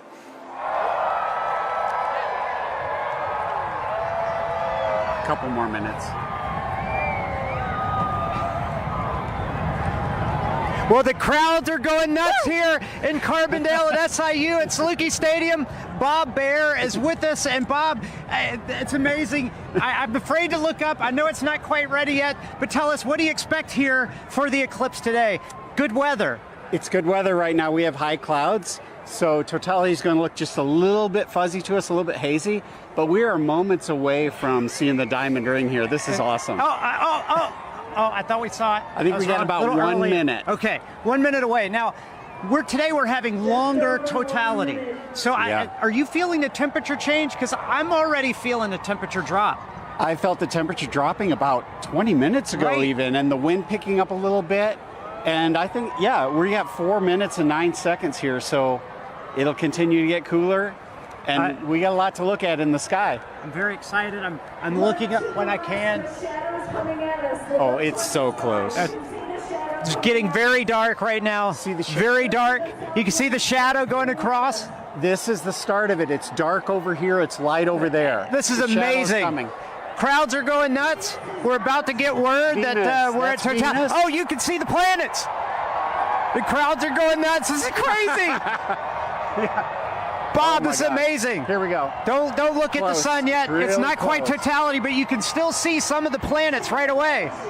Very close. You got about 15 And the crowd is very happy. Shadow bands. Oh, total darkness here. This is incredible. Oh, wow. There it is. Diamond ring. Diamond ring. Wow, that's amazing. It's amazing. That is awesome. Look at that. Oh, and Bob, that's amazing. Wow. Jupiter. Complete totality. I see Jupiter. Oh my gosh, that is gorgeous. Wow, this is amazing, Bob. Wow, that is huge. So we have some prominences. I think we want to go look through the scope. Go through, look through the scope. I'm going to walk over with you as you talk through the scope. We are right here at one of the telescopes that we have positioned here. Bob is looking through with the naked eye and so you got going to give us some feedback on that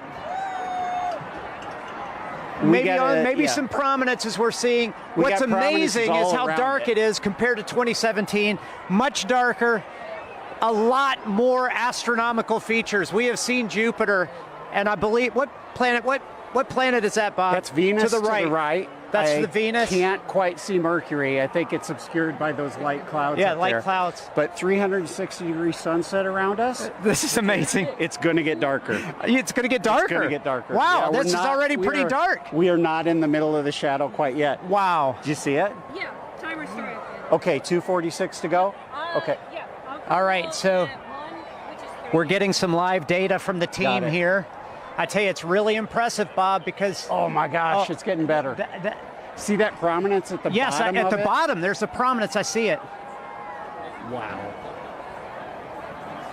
I keep looking for I can't believe the Mercury, clarity. It's so much darker than 2017. It's gorgeous. And what's awesome, we have 6 telescopes running back here, That's capturing awesome. data, streaming this.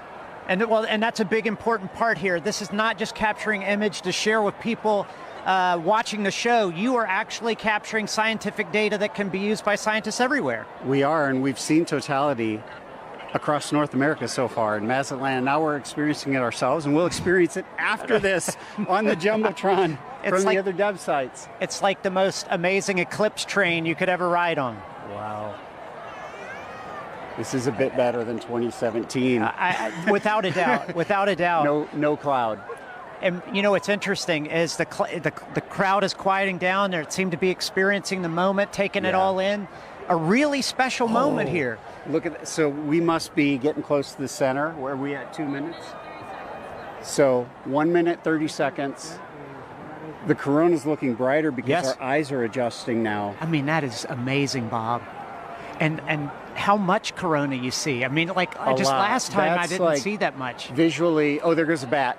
It's a bat flying over the crowd. Oh, yeah, we talked about the animals. Now we see them becoming active. We found a Luna moth earlier as well. But that corona is about 4 times the diameter of the sun. That is massive. That is amazing, Bob. And I'm really curious about that prominence at the bottom. Have you looked yet, Blair? You have to look. I haven't looked. So take a look. So Blair's looking through the scope now. Oh my goodness! Totality. No, that one right at the bottom is significant, Bob. It looks like a coronal mass ejection, but don't fact check me on that because I'm just a novice. But there's actually 2 on the Bob. You got to look at that. Yeah. There's 2. Look at the 30 seconds. William. 30 seconds left in totality. Jump in there. Take a look.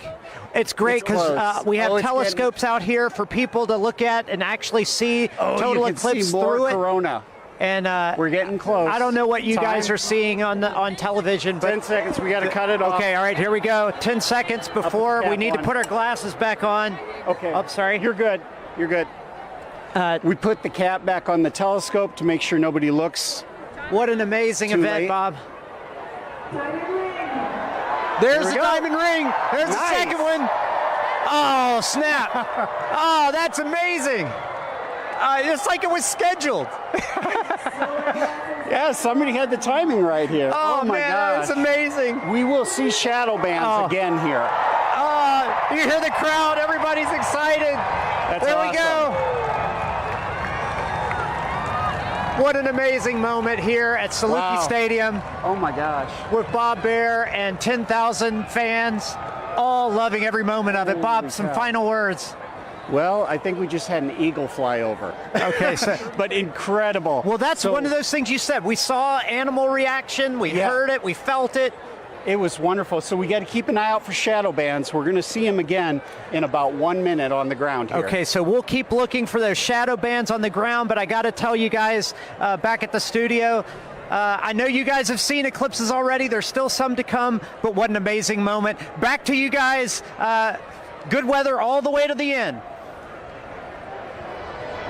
Thank you, Blair. We are in Indianapolis. We are almost at totality. With me, I have Nikki Rail, the Associate Director for Flight Programs for the Heliophysics Division, and Denise Hill, NASA's Outreach and Communications Lead for the NASA Heliophysics Division. You guys, let's get our glasses on. And you can hear the crowds start to roar. as everyone gets on their glasses. We are so, so close. Ladies, what are we seeing right now? I mean, just the ambiance of this moment.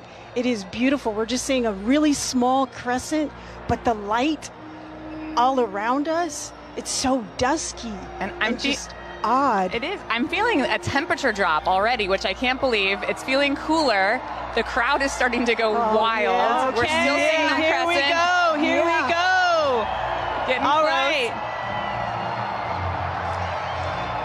We are so all right, close. and the best soundtrack you could possibly ask for in the background here. Absolutely. Oh, we're so close. Okay, just a little bit left, and you can really hear the crowd taking here we over. go. They're starting to go wild. Here we go. Yeah, here we go. There we go. We're so close. Here we go. Almost. Almost. We are so, so close. And we... Oh my gosh, there's that bright diamond ring. All right. Oh, wow, look at that. I can see the... Yes. Oh my gosh.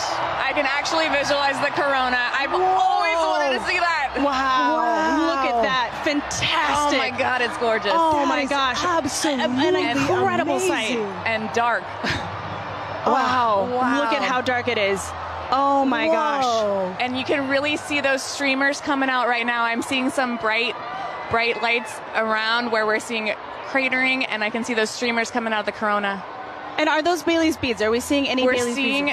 We were seeing some Bailey's beads. They're transitioning out a little bit, but yes, those bright light where the sunlight is shining through craters on the moon, mountains and craters. And look at those streamers of the corona. It is putting on a show. Moly. And it is dark. Holy moly. It is dark. I got to take a peek at the crowd right now. Oh, look at the crowd. Oh The my crowd is gosh. absolutely Oh my gosh. going wild. Everyone's got their phone out. It is now safe to look at the eclipse without your glasses. Wow. What an amazing sight. Folks, we've got 4 minutes here, a little under 4 minutes to enjoy this. Wow. And if you were in an open field right now, you'd be able to see a sunset, a 360-degree sunset all around us. Yes, and you I can see a little bit of You that can now. see the light around us a little bit. I have to say, this is my first total eclipse, Denise. This is my first total Incredible to see it. Totality. Wow. This is a bucket list moment for me. This is incredible. Really a once in a lifetime, unless you're an eclipse chaser, which I'm considering it. I might become one after this. Yeah. I quit my job. Wow, Oh my fantastic. gosh. Oh We my spent gosh. so long trying to see that corona, and to see it with my eyes. Yes. Your own eyes. Wow, just gorgeous.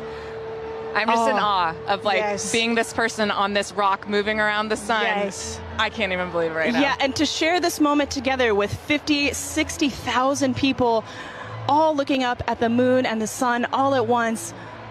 It's just an incredible experience for all the folks here in Indy and for all the folks watching.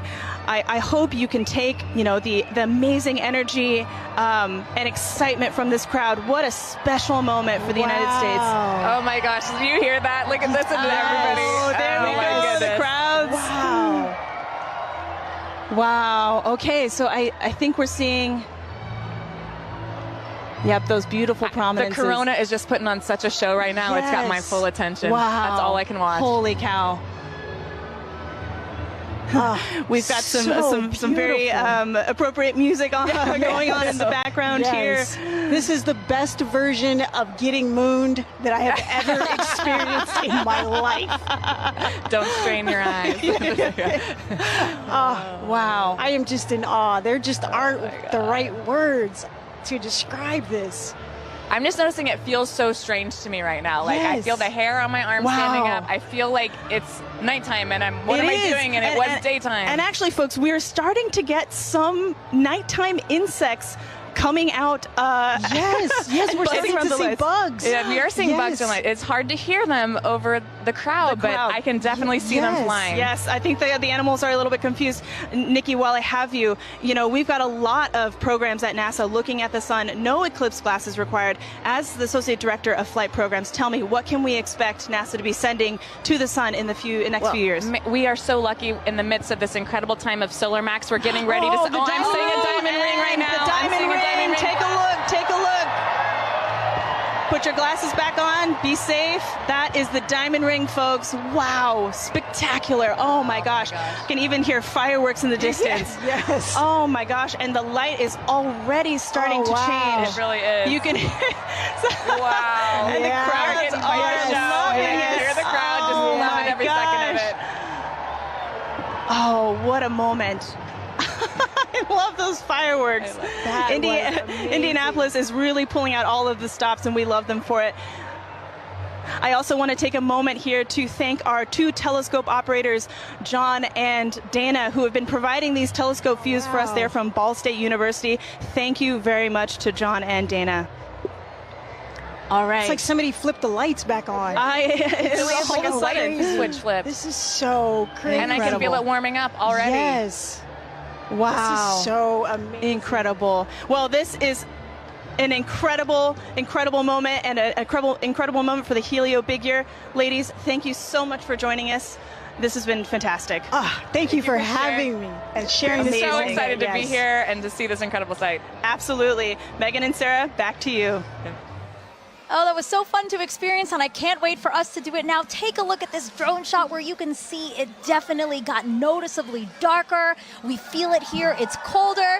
The crowd is cheering now. They're ready for totality here in Cleveland, Ohio. We are less than 3 minutes away, 2 minutes and 18 seconds away from totality here in Cleveland, Ohio. The crowd over here to our right going crazy, feeling the excitement.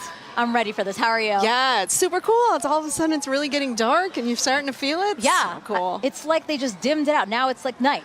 This happened within the last couple of seconds. But let's take a look around, because obviously we're not the only ones enjoying the total solar eclipse today. We have some we have some eclipse viewing events that we've seen around the country. So why don't we take a look at some of those? Wow. Oh my gosh. So this is cool. Times Square. That's the NASDAQ tower. And they are taking our feed live right now. And we're seeing Cleveland, Ohio sun. They're only going to get a partial eclipse today, but they get to watch our eclipse with us. So. Yeah, I'm really glad that they can do that. Wow, look, that sliver of a crescent just left. It's actually perfect on that building. It's beautiful. The shape of that building, right? And we can see some people in the foreground taking a look, stopping to watch. It's hard to stop in Times Square, right? But they're stopping to take a look at this with us. Beautiful.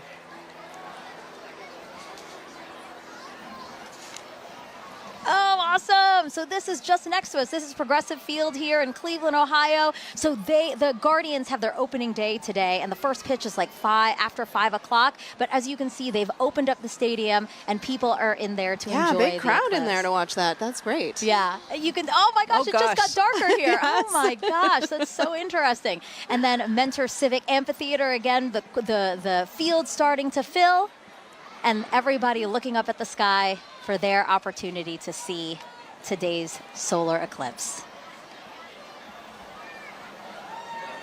This is us back here in Cleveland. Everybody looking up at the sky. We have 30 seconds until totality here in Cleveland, Ohio. Oh my God, I have goosebumps everywhere. Everybody's starting to cheer. I might cry. I kind of feel like crying.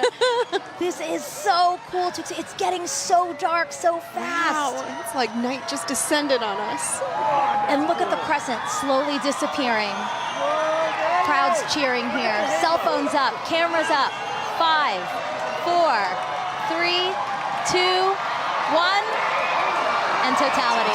Totality, everyone.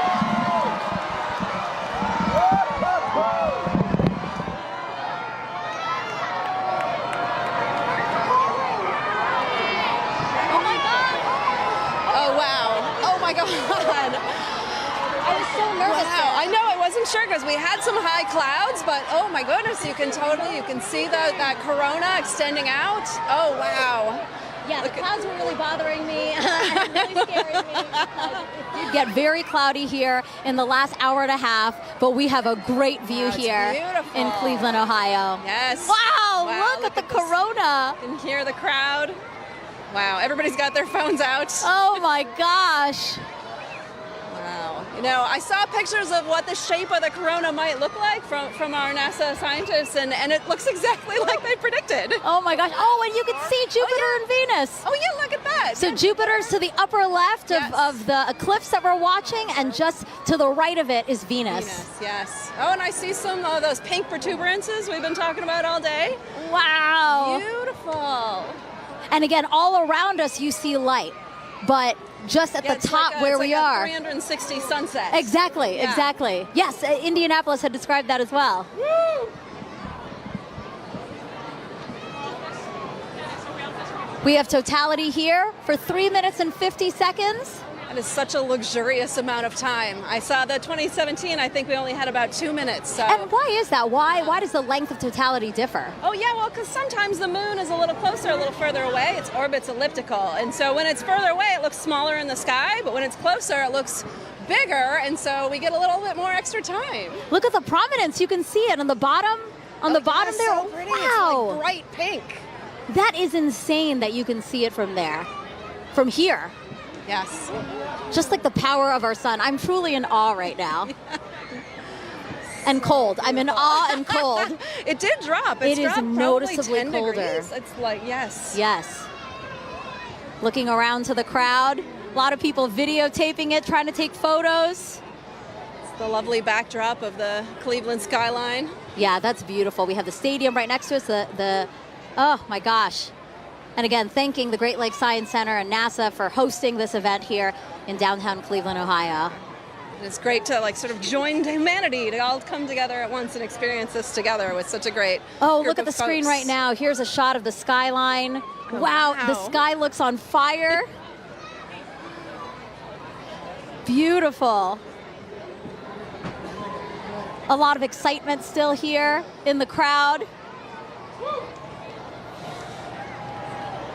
Sarah's just taking it all in. Sarah, you're supposed to be commentating. You're supposed to be saying. It's so beautiful.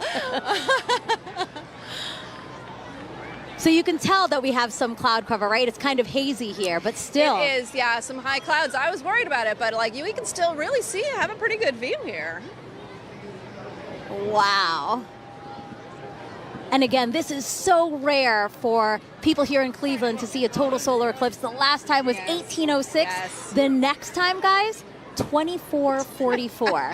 That is incredible. I hope everybody took the time to come outside and witness this today. Oh my gosh. You can still see that prominence. Again, talk to us about what a prominence is. Yeah, so that pink color comes from the helium in the sort of outer atmosphere of the sun there. Oh, it's beautiful. And it gives off that pink glow. Yeah. Wow. Totality ending here. Wow, there's the diamond ring. Oh! Time to get your glasses back out. Time to put your glasses back on, everyone. That's your cue. Glasses back on. We get that diamond ring. Wow. Beautiful. What an amazing experience. My first total solar eclipse. Yes. Let's see what they think about this in Niagara with Daryl Nail.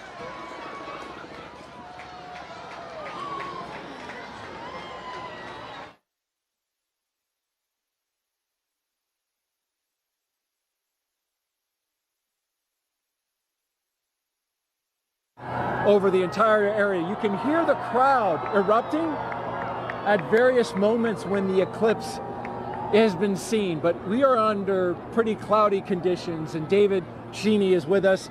He's a program executive with the Heliophysics Division.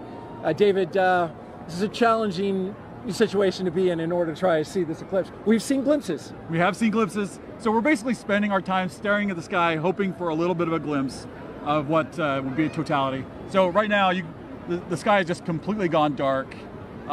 You see all the lights, basically, everybody's cameras and everything else are all making it lighter.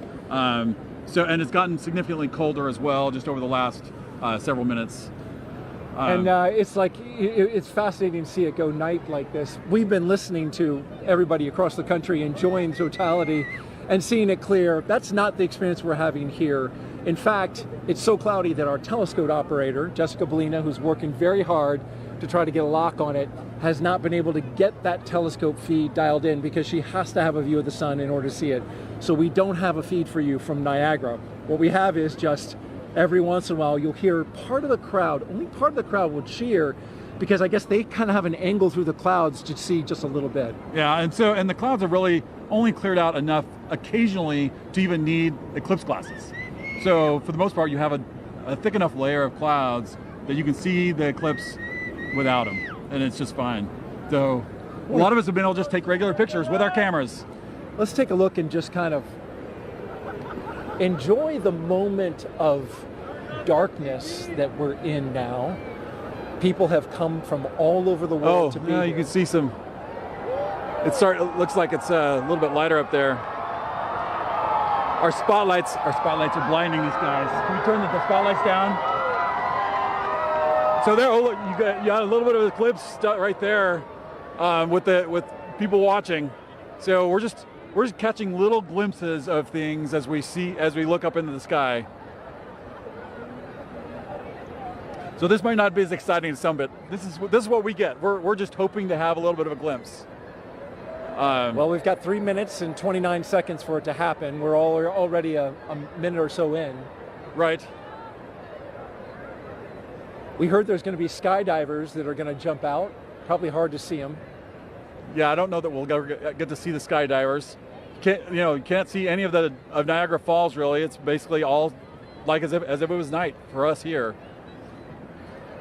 You can start to see some of the light come in from the other side. So we're taking now a view of Tupper Lake, New York. That's oh, look, there he goes. Oh, hey, there goes Totality right there. We're getting Totality right now that we can see. There it is. We just got a really nice clear spot right there. So wow, got a little bit of hole through the clouds so everybody could see. Just opened up. And now that was the roar from the crowd that you just heard, and just as soon as it showed. So yeah, we're continuing to watch the totality that we're getting right now.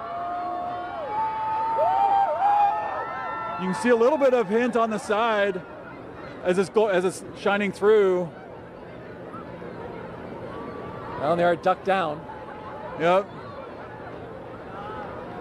Jessica, so here we go. We have another view, a little bit, another little view right here. No. As it's starting to peek out around. Oh, there it is. So we're getting starting to peek out just around right there. Yep. Well, totality is complete. Yep. Well, that was a fun experience to watch and hope for, like just everybody else around here, hoping for a view. And we got it. That was a unique experience. Bring the lights up. And suddenly night is turning into light and day. Yeah, we're getting some light again. Oh, although that's a lot of light. I was worried there for a second that we weren't going to get anything. David Cheney, thank you so much for joining us. Appreciate you sharing this experience. I was really worried that we were going to see something. Fortunately for everybody here in Niagara Falls, we got to see a little bit of the eclipse. And yes, we did. That was great. Some of the cheering now. Thank you very much. All right, you're welcome. As we take a look around the falls, and people have not moved. They are still looking up, enjoying the partial eclipse now. We're going to bring in Jeremy Hansen. He is a Canadian Space Agency astronaut who has been at the falls with us for the past few days. And Jeremy, you're going to be on Artemis 2, of course, the mission. We'll talk a little bit about that. I'm going to be looking over your shoulder here, Daryl. Hey, make sure you put on your glasses. Well, we're still pretty safe. We got a lot of cloud cover. But That's true. That was actually, I think, exceeded expectations. Well, I mean, when your expectations start off with just clouds everywhere. Yeah. And I didn't think we were going to get anything. How did you feel when it finally poked through? I felt like success because we all really wanted to see it in totality, and we might have only saw it for 5 seconds, but we did get to see it, and we could see the corona, and that was just very special for me. So I really like that. And then when it passed totality, it was like this amazing, hopefully the camera captured it, but just like that amazing sunrise just coming across the clouds. Actually, the clouds kind of made a nice backdrop for it, so that was pretty special. That was very unique, very special. I'm so glad and a little relieved that we got to see a little bit of it. That was the moon passing in front of the sun. You're going around the moon in September of 2025, currently scheduled for that. You'll be the first Canadian to do so. You just saw a real special moment. That's another one. What are your thoughts on getting ready to take that big trip? You can imagine I have a lot of thoughts about Artemis 2 and what Reed, Christina, Victor, and I are getting ready to undertake. But If I have to boil it down, a lot of it comes down to pride. I'm really proud of humanity for taking on these big challenges. I'm really proud of the United States for their leadership, for creating this opportunity where other countries can express our genius, bring real contributions to the program. And now Canada is going to be the second country in the world to send a human into deep space. And it's got nothing to do with me. It has to do with the genius that the world is sharing. I just love that. That's amazing. Want to mention real quick, we are in full totality up at Tupper Lake, New York, not far from here in northeastern New York. We're here in western New York where light is continuing to shine and get a little bit brighter. It really is special, and we really felt that in the 4 days that you were here interacting with the public. Yeah. Was that your sense? There's a lot of excitement around this celestial event that's happening and around space exploration in general, which I find really uplifting. I don't think space exploration solves all the problems or challenges of the world, but I do believe it is one of the pillars of those solutions. It doesn't matter what problem you're looking at, space plays a role. And I love it when I see our youth getting fired up about, asking me, how do I work at NASA? How do I work at the Canadian Space Agency? We're on the US side here, but I've had some Canadians come up to me. It's just something that brings us together. This, the spirit of humanity. Just like this experience we're having here, it's a very, it feels like community. We're all out here, just humans, just being humans and sharing something special. And sharing it together was really neat, that communal part that you talk about. Like, I felt a little bit of a bond with everybody here now. Yeah. You as well. Appreciated seeing you and having dinner over the past few nights. Just happened to work out coincidentally. Yeah. Really enjoyed the time. Great words today, and we will all be rooting you on for your mission coming up in September of next year. So good luck. Be safe. We'll be rooting you and your crew on. Thank you, Jeremy. Yeah, no, we'll take it. I appreciate that. And I don't know if you saw it when you're on camera because you were busy, but the birds, they just went nuts in totality. Did you see that? No, I didn't see it. They're all up here. They came out of the woodwork. I mean, there's been birds all day, but it was sort of like birds filling the sky. I thought that was really neat to see. Anyway, thanks for having me today. It's a pleasure to be here. Thank you fill that out in your Citizen Science Journal. Make sure you put that in there because we're doing that. All right, thank you, Jeremy. And I just want to say thank you also to New York State Parks, Niagara Falls specifically. We couldn't have done this without you. So thank you very much. Definitely. We're going to throw it now to Kennedy Space Center where James Traley is tracking totality at Tupper Lake. James? That's right, Daryl. Yeah, we are still in totality in Tupper Lake. We are nearing the end of our eclipse across North America. You can see our last target of the day, Holton, Maine, is all the way up here, almost off your screen. This speed of the eclipse shadow is moving so quickly across. The ground speed is about 2,000 miles per hour, so that is a fast clip. If you're in the path of totality, really take full advantage of those few fleeting moments to observe this moment. If you're not in that path of totality, or if you missed it, hopefully you didn't miss it because we've been tracking it all day here showing you. If you did miss it, I'm going to zoom way out here and show you what to keep an eye out for in the future. So this is going to be the eclipse path in 2045. We're going to come through parts of Montana into North Dakota in 2044. 2045 is the next big eclipse across America. That's actually going to come, oops, I didn't draw here, there we go. That's going to come all the way from California into parts of Florida there. That is in 2045, so a long time to wait. So really take full advantage of those fleeting moments to be able to observe this moment. I'm going to click on Burlington here, who are also in that path of totality, experiencing that right now too. So just an incredible moment to really see all of this. And Tupper Lake, again, they're still, I think, experiencing that last fleeting moment there. That is just moving off. You can see that is officially now moved off Tupper Lake. Really a fantastic shot. They have that now, that diamond ring effect, that really beautiful shot there. This is, again, such a quick moment, and this doesn't happen very often. It's really a once-in-a-lifetime moment, so take full advantage of this. You can see just how close we are now to Holton, Maine, who are our last stop of the day on our NASA coverage here. This is then going to continue on into parts of Canada and beyond. Holton, Maine, they had some snow the past couple days. It seems to have cleared up quite a bit more for them. Really hoping that that holds out for them. They are expecting a duration of 3 minutes and 20 seconds to be able to observe that totality at 3:32:05 local time. Really excited to see that view. You see that shadow creeping so quickly up to them up there. So let's check in with Angelique, who is up there in Holton, Maine. Hopefully it's beautiful weather for you. How's it looking up there, Angelique?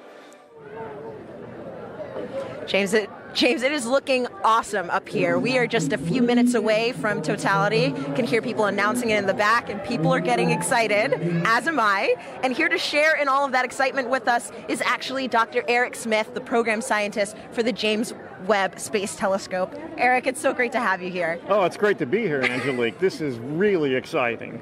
Eric, is this your first eclipse? This is the first totality I'm going to see, so I am super psyched, and I am delighted to be here in Maine to experience it. Yes, and so we've actually been kind of watching as it slowly gets closer and closer, right? And what are we? We're starting to feel it getting kind of cooler. We're seeing the shadows change. Yeah, we're seeing the light is definitely different from when the sun sets and the shadows get a little diffuse. Here they're still sharp, but the light is diminishing. Your brain tells it something different is happening. Something is definitely up. So, speaking of up, that's where the James Webb Space Telescope is. Sure. And what's interesting about the telescope is that it actually can't look directly at the sun, just like we can't. Yeah. Can you tell me a little bit more about why that is? Sure. We designed Webb to look for very faint things in the distant universe, so it's very sensitive for very faint things. Of course, the sun is very bright, and so we had to make sure that it could never look at the sun. We use solar power to power the spacecraft, but the telescope can't look at the sun.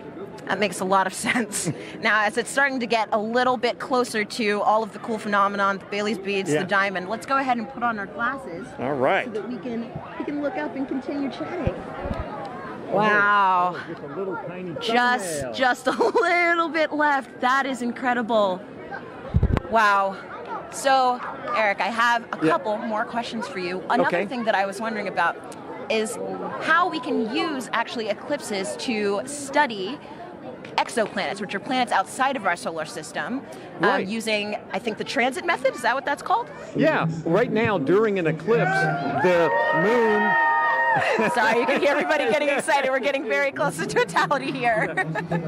The moon is transiting in front of the sun just the way planets that orbit around other stars transit in front of the star. So Webb can look at those exoplanets and use the transit just like we're staring up at the moon transiting the sun. Gotcha.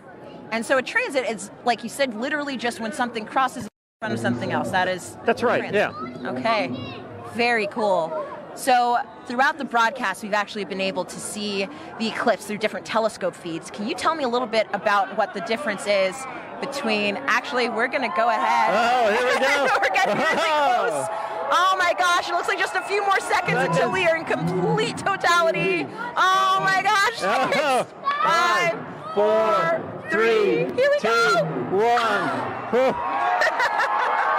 You can hear everybody cheering. This is incredible. So let's go ahead and take off our glasses. We are in totality now. Oh, you can see the coronal spikes. Amazing.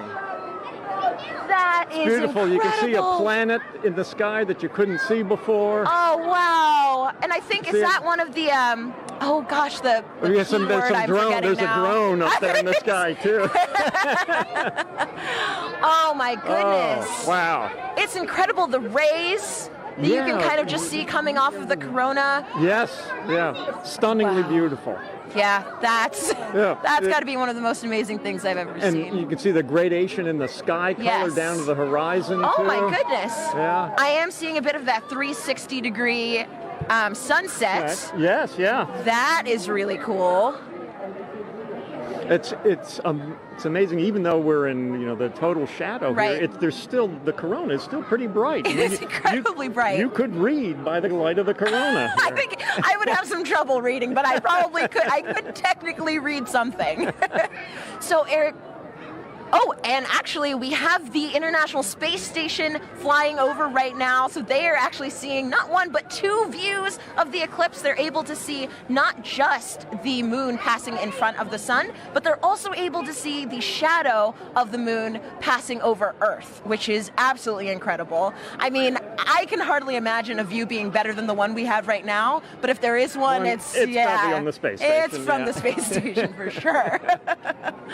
Wow. So, yes, they're able to take some pictures of that, and that is just incredible.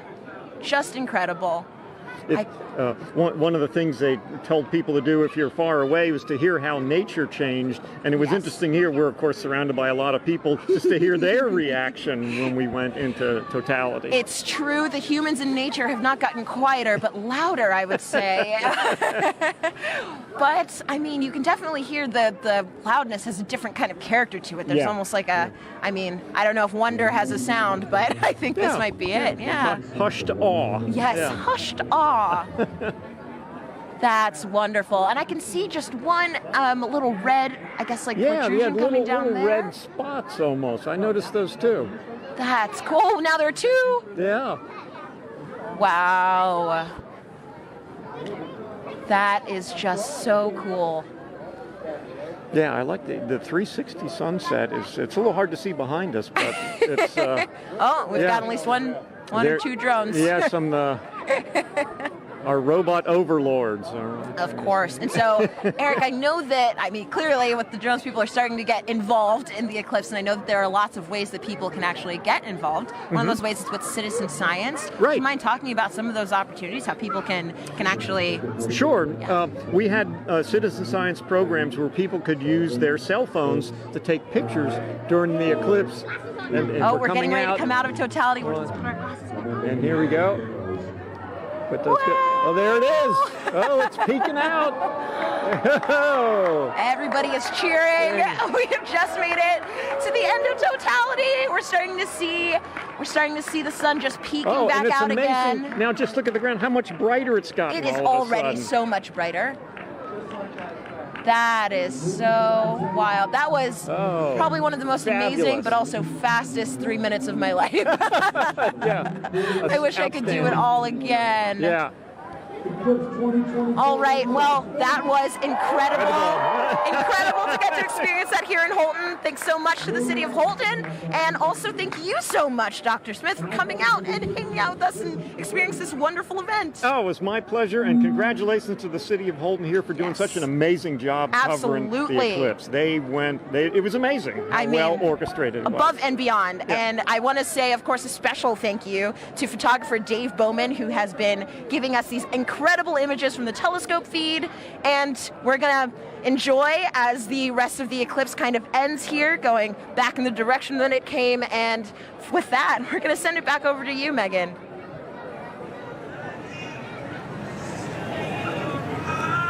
Alrighty, thanks, Angelique. So, Gina, what do you think? Like, we literally have just watched the eclipse travel, about 2,600 miles. It's going across Mexico to Maine. Yes. In about 88 minutes? That's right. It's so fine. fast. That 1,900 miles per hour that the shadow is traveling. Did you have a favorite location? For me, I think between Russellville and Dallas, just getting to hear some of my colleagues and their excitement too was amazing. Oh my goodness, yeah, no. So, I don't know, I have to be a little bit biased. We did have some cloud cover here, we did. But to see it with your real eyes was just... And we had that moment, which was... We did, yes. It was amazing. And so it's really cool too, just to think about how millions of us now have this shared moment of what could be a once-in-a-lifetime event. It's true. And so, folks, we have time for some more questions from our viewers. And again, we have another great question from Mackenzie, who's in the 3rd grade. Okay. Let's roll it now.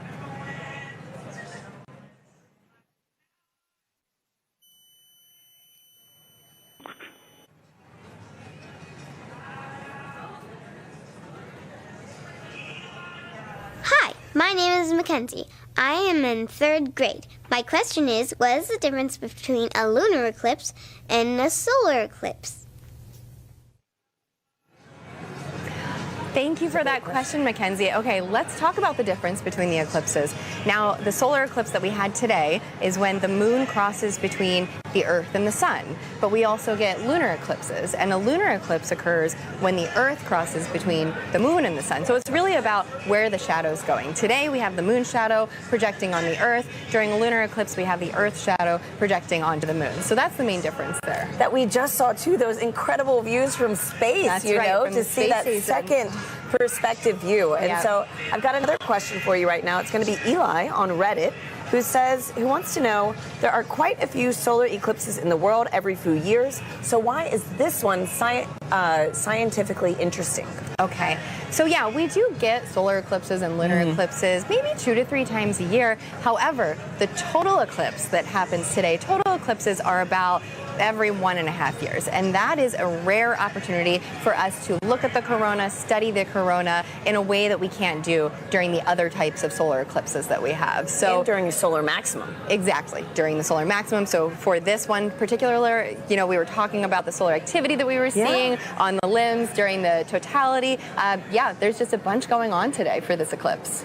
And so too, right now we've got another incredible view. Oh, look at that. These are live views from space, which is just mind-blowing in general. And now we're also to see the moon's shadow across the Earth. Wow. It is just amazing.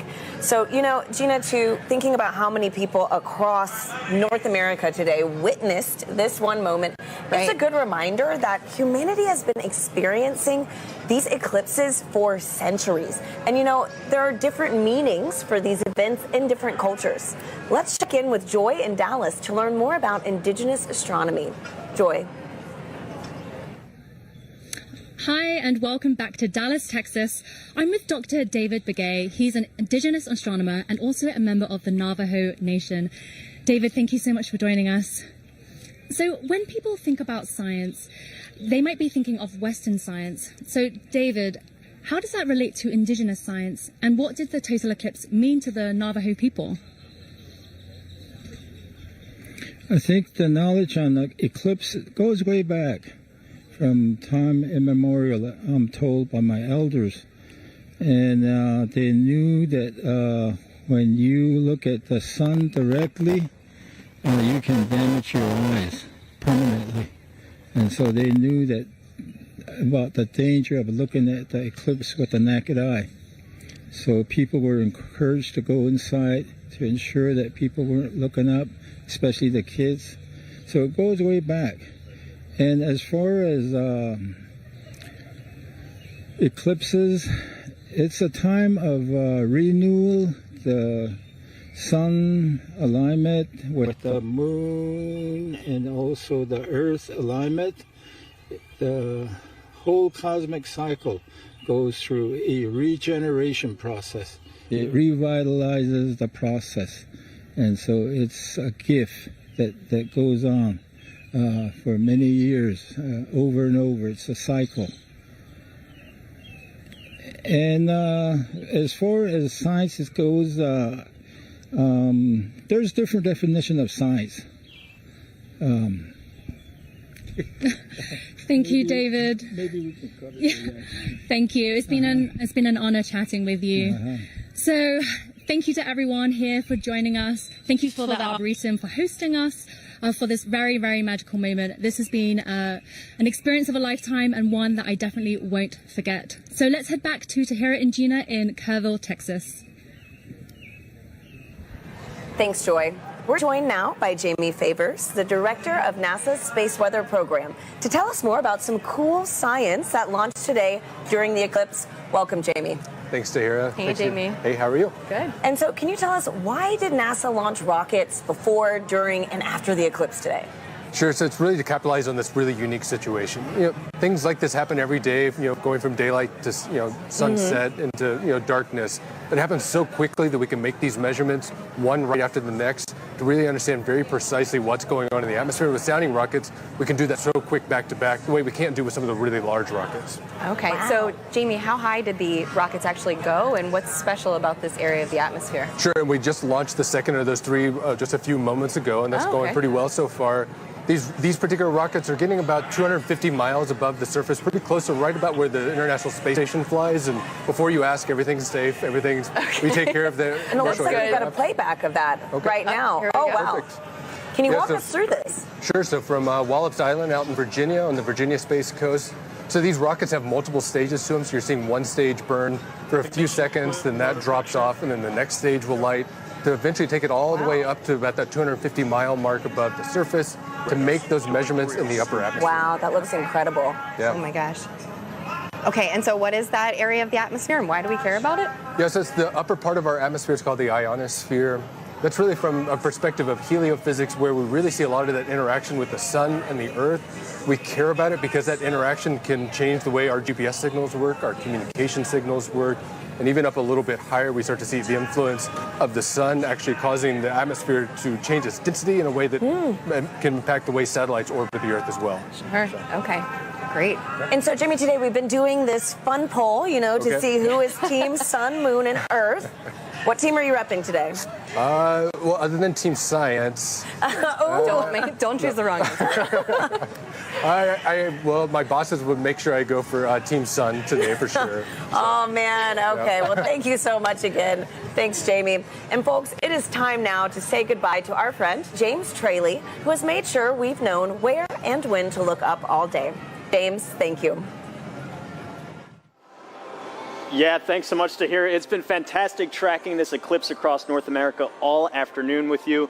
If you're still in the path of totality, you might be in a boat somewhere off the Canadian coast taking this all in. I hope you enjoy that view, that fleeting moment. We've made a big journey across. I can zoom out here on our eclipse board. You can see we started all the way down here in Mazatlan, Mexico. We've trekked all the way across and are now, like I said, breezing past Canada now into the Atlantic Ocean. It's been fantastic to track this. And if I turn on the shadow of our penumbra, you can see this highlighted area. Anywhere in there is still experiencing a partial eclipse. So if you're in that partial eclipse area, be sure to have your eclipse glasses at the ready so you can take in that fleeting moment. We just went outside a few moments ago here at Kennedy Space Center to take it in. It's fantastic, beautiful view. It's really cool to see. You got like a little chunk out of the sun there for us here, only about 50% coverage, but still fantastic to see. So really, it's been phenomenal. We've lucked out in general with the weather all of today too. That was the biggest concern I had going into the day here. It's been beautiful views up and down here, and so really fantastic to see this. Really been a lot of fun tracking this with our Eclipse Explorer. A big thanks again to our scientific visualization studio for putting this tool together. But for now, back to you, Tahira. And here with us now is NASA Chief Scientist, Dr. Kate Calvin. Kate, welcome. Hi, Kate. Hi, nice to be here. So happy to have you back here again. I know we had the pleasure of sharing the stage together for the annular eclipse. Right. Now, with today's total solar eclipse, can you tell our viewers what would you say is the #1 takeaway from today's events? I would say the #1 takeaway is that our universe is beautiful and understandable. We all got to experience this together today. We could predict when it would happen, and we did a lot of science today. That's great. So speaking of the science that was conducted, how does that fold into kind of the greater science that we're doing with NASA in the future? Yeah, so we did a lot of science today, and a lot of it really complements science that we do all of the time. So one of the things we were really looking at today was the corona. The moon blocked out the sun so that we could see that part of the sun's atmosphere. But we also have a mission called Parker Solar Probe that's orbiting closer and closer to the sun so that we can study the corona with that. We were also looking a lot at how the eclipse affected Earth. So we had a citizen science project that looked at how the eclipse changed temperatures and clouds. We have a mission that launched 2 months ago that's studying clouds all the time, a mission called PACE. Awesome. That'll tell us more about oceans and atmosphere on here on Earth. And one of the other things we do is we develop instruments called a coronagraph. So the moon blocked out the sun today so that we could see that corona, but we can make an instrument that does that. And so we have an upcoming mission called Nancy Grace Roman that's going to block out the light of other stars so we can see what's flying in here around them. Amazing. So much going on for the sun at NASA, honestly. Right. And I understand that the Heliophysics Division has a big sun celebration going on right now, the Heliophysics Big Year. Kate, could you tell us how we could get involved in this and really just celebrate our star? Yeah, this total solar eclipse was just one event in a series of this Heliophysics Big Year, working towards Parker Solar Probe's closest approach to the sun. And we have a lot of activities where you can engage in our science and learn more about the sun. And if you want to know more, you can find us on social media at NASA Sun. Fantastic. Wonderful. Thank you so much, Kate, for being here with us. It was really special to share this moment with you. Thanks, Kate. It's nice to be here. And Gina, this has been an honor. I mean, my goodness, to have the annular eclipse with you, then to share this total solar eclipse with you. I know. Thank you so much. And do you have any final thoughts? This was amazing. Annular was great, but to hear the energy here, the total was so just great a whole nother level. Both of you, Yeah. Once again, thank you for having me. Absolutely. And a big thank you to the city of Kerrville, Texas, the Parks and Rec team, and all the people that made today's incredible event possible. I also want to thank our telescope operator Catherine Troach, for those great views of totality here in Kerrville. Folks, That is a wrap from Kerrville, Texas. Back to you in Cleveland. Thank you to Hira and Gina, and also Kate Calvin. And now check out who we have here at the host desk, the pastronaut himself, Josh Dobbs, who just signed on as quarterback for the 49ers. How do you feel about that? I feel good. It's exciting times. Obviously, I spent a couple years here in Cleveland, got a chance to have some fun over at NASA Glenn during my time here. So it's cool to be back and taking the Eclipse Fest here in Cleveland, but looking forward to the future in San Francisco. I know NASA's doing some great work out there on the West Coast, so we'll be able to stay tuned to that as well. Yeah, so for people who don't know, the pastronaut nickname comes from some incredible plays you had last year, and also you have a background here with us at NASA with some externships, but also you're an aerospace engineer. So how did it feel being back here specifically in Cleveland to watch the total solar eclipse? It felt really good. When this event was put on my radar about a year ago in last off season, hey, like the eclipse is coming straight through Cleveland. We'd love to have you here. It's going to be a once in a lifetime event to be able to experience it, especially right here on the beautiful Great Lakes, and obviously have some great weather today. So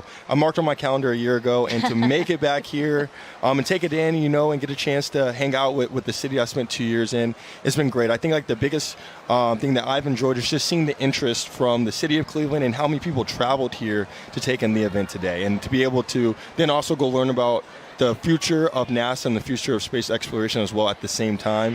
It's a once-in-a-lifetime opportunity to take it in, and it's been an honor to be here.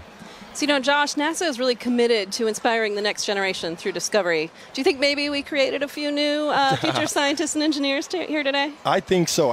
There's a wealth of youth walking around here and taking in not only obviously the blow-ups and the displays outside, but also the Great Lakes Science Center inside, and just seeing the history of the space program. I think that gives them perspective. And so that's just like NASA, that's been my approach. I think the youth obviously is the next generation. They're going to have a tremendous impact on the world, and being able to inspire the youth out here and the youth across the country that if you have interest in STEM and also are really good at sports, you don't have to split your eggs you don't have to split up your eggs, right? Like you can go out, put all your eggs in both baskets, and work hard to achieve those goals and dreams. Now, Josh, we have time for one other question. It's the most important question we're going to ask you. Okay. Who was the star today? Was it the sun, the moon, or the earth? Say the right thing, Josh. Say the right thing. Drum roll. The star of the day was the moon. I gotta go with it. I gotta go with the moon. I agree. I do. All right. Well, I appreciate your honesty. Right. I appreciate your honesty, and I really appreciate you being here. Thank you so much, Josh, and it was great to have you here with us. Thank you guys for having me. Thank you. All right. So we talked about this controversial but friendly competition. So actually, we asked you guys to vote. We have the results of that poll right now. Let us bring it up. Whoa! Hey. All right. Congrats, Sarah. Come on. Congrats. Thank you. Team Earth, Thank 26%. Team Sun, 26% as well. But Team Moon, 48%. Congrats, Team Moon. Go today. Team Moon. All right, again, thank you to everyone who participated. We were the real winners of today, though, those who got a show. But we're going to send it back over to Indianapolis for another really important interview. Thanks, Megan. We are back here in Indianapolis. It has been an incredible day, and it is not over yet. With me, I have Jake Bleacher, the Chief Exploration Scientist for NASA. Jake, welcome. I could not be happier to be here. How was that eclipse for you, really quickly? That was amazing. It's getting warm again. I still have my fleece on from when we were in Totality. That was incredible. Well, today has been all about the eclipse, all about the sun's light. And I want to pivot a little bit here because you're getting astronauts ready to go back to the moon, live and work there for the first time in 50 years. How the sunlight shines on the moon also very crucial to what we're trying to do there? Yeah, well, just like this eclipse, it's the celestial dance between the sun, the earth, and the moon. And when we go to the moon, we'll actually have instances of eclipses where the Earth will eclipse the sun. Wow. So it's something to think about. But we're really interested in the lighting in the South Pole. Our Artemis 3 mission will land astronauts at the South Pole. And there, because the moon has almost no axial tilt, the sun is always right along the horizon. Wow. And so high peaks have sunlight more than normal amounts of time, and low depressions have almost no sunlight or never see the sun. And so we think there might actually be water trapped there. Incredible. So one thing that we've talked a little bit about on the broadcast is space weather. And space weather is really important to understand, especially when it comes to the safety of our astronauts. Can you describe how the instruments Ursa and Hermes are actually helping keep our astronauts safe? Yeah, Ursa and Hermes are payloads, science instruments that we'll have on our gateway. Gateway is going to be a station, a research station that orbits the moon, and astronauts can stop there on their way to the surface of the moon. And these payloads, or these science instruments, will be there to basically detect what the solar weather is like, what we call space weather. So that radiation that our astronauts will live in when they're actually there. So understanding your weather is the best way to be prepared for it. Absolutely. Well, you've given us a lot to be excited about. Jake, thank you for being here on this incredible day. I would not have missed it. Well, folks, that is all we have from Indianapolis. Thank you for joining us. It has been a wild ride, pun absolutely intended, and we've had an amazing time. So from all of us here, back to you guys. Thank you, Lauren. I did enjoy your pun. And now back here in Cleveland, we are joined by Jimmy Kenyon, director of NASA's Glenn Research Center. Thank you for joining us and for hosting us, really. Absolutely. Thanks for having us here. Well, so yeah, Glenn Research Center is right here in Cleveland, Yes. just down the road. The only NASA center in the Midwest, the only one in today's path of totality. Literally everything aligned for us to get a great show here. Absolutely. And it has been such a great show here. You could not have asked for better weather. And it's springtime in the Midwest. That's always a little bit of a debate, but you could not have asked for better weather. What a great outing. We're here with our partners at the Great Lakes Science Center, and which hosts our visitor center, so where the people are. And, Yep. and just a great opportunity to have everybody here and connect them with what we do. Yeah. Yeah, you hosted this wonderful 3-day event here and invited the community and all your visitors in to come and explore and learn a little bit about Glenn. Why was that important to you? It's important, but, well, as you know, having a total solar eclipse pass over your community is, for most people, a once-in-a-lifetime opportunity. But to have a total solar eclipse pass over a NASA community like Right. Cleveland, Right. that's even more rare. But what it does is it creates such a great opportunity to connect people with what we do. Mhm. Everybody is here paying attention to our planet, paying attention to the moon and the sun and how all of these things work, our solar system and our universe. And that just gives us a great opportunity to say, this is what we do. Right. And connect people with that. And that's, you can't pass that kind of an opportunity up. Right. And speaking of all, like you said, the science, all this discovery that we're enabling today by the eclipse, you know, let's talk more about the science, you know. I know that nothing flies without Glenn. That's what you love to say, Jimmy. That's so right. Can you explain the center's critical role within NASA? At NASA Glenn, we work on aircraft propulsion, spacecraft propulsion, power for both aircraft and spacecraft, communications. We also work on materials and testing in extreme environments, but our core competencies of power, propulsion, communications. No aircraft and no spacecraft flies without those three things, and they never will. And so NASA Glenn is literally part of virtually every NASA mission. Well, Jimmy, thank you so much. I really appreciate you being here and again hosting us. This was a wonderful event. I know so many people joined us here and really enjoyed it because we were watching, we were looking out at the crowd, Yeah. lots of smiles. So Yeah. really, thank you so Yes. much, you and the Great Lakes Science Center. And thank you for being here and being part of this with us and really putting NASA and NASA Glenn on the map here for us. Thank you, Thank Jimmy. you. Thanks Thank so you. much. Have a great day. All right, and a big thank you to our whole team positioned across the path, from our correspondents to our experts and our telescope operators. We couldn't have done it without all of you. And Sarah, as we're taking again this aerial shot of the Great Lakes Science Center, so beautiful. Such a wonderful way to experience my first total solar eclipse, and I hope you had a good time too, because I know this isn't your first total solar eclipse. No, this is my second, but it was really great and special to be able to experience it with you and all the folks here. Yeah, we did notice that people right after, the people were like, whoa, they were trying to get out. There's a lot of really fun events happening in Cleveland, so there's a lot of people in downtown. So I hope that they took some time to look up today and really enjoy what they saw. Yeah, and not only all of the great views that we had, but we also really did some cool science today too. Yeah, really, really cool science. And actually, yeah, let's talk about that. You know, NASA's heliophysics big year isn't over yet. You know, we had the annular eclipse, then we had the solar eclipse, and now talk to us about what's happening in December. Yeah, coming up on Christmas Eve, in fact, Parker Solar Probe will make its closest approach to the sun, 3.9 million miles, which still seems like a long way to me, but apparently that's actually pretty close. Yeah, I can't believe that's happening. Again, just that it's all, we've been saying this all day, aligning. Everything is aligning for us to have a beautiful show. And so, yeah, Sarah, again, thank you so much. We watched this together, race across Mexico to Maine in only an hour and 28 minutes. And again, we have so much more to look forward to. So we hope you all stay with us as we continue studying our sun and how it affects us, from all of us here at NASA, where we make air and space available for everyone. Thank you for watching, and enjoy the rest of your day.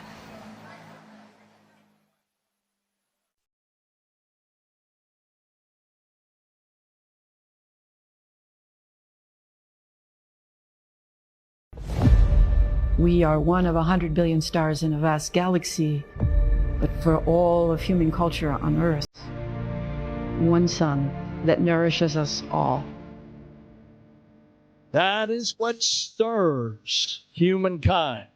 That's what unites us.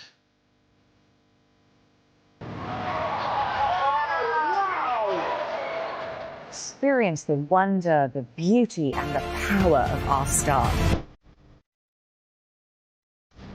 One sun across space, time, and culture. Let us continue the quest to unfold this universe. And let us continue to find unity in our discovery.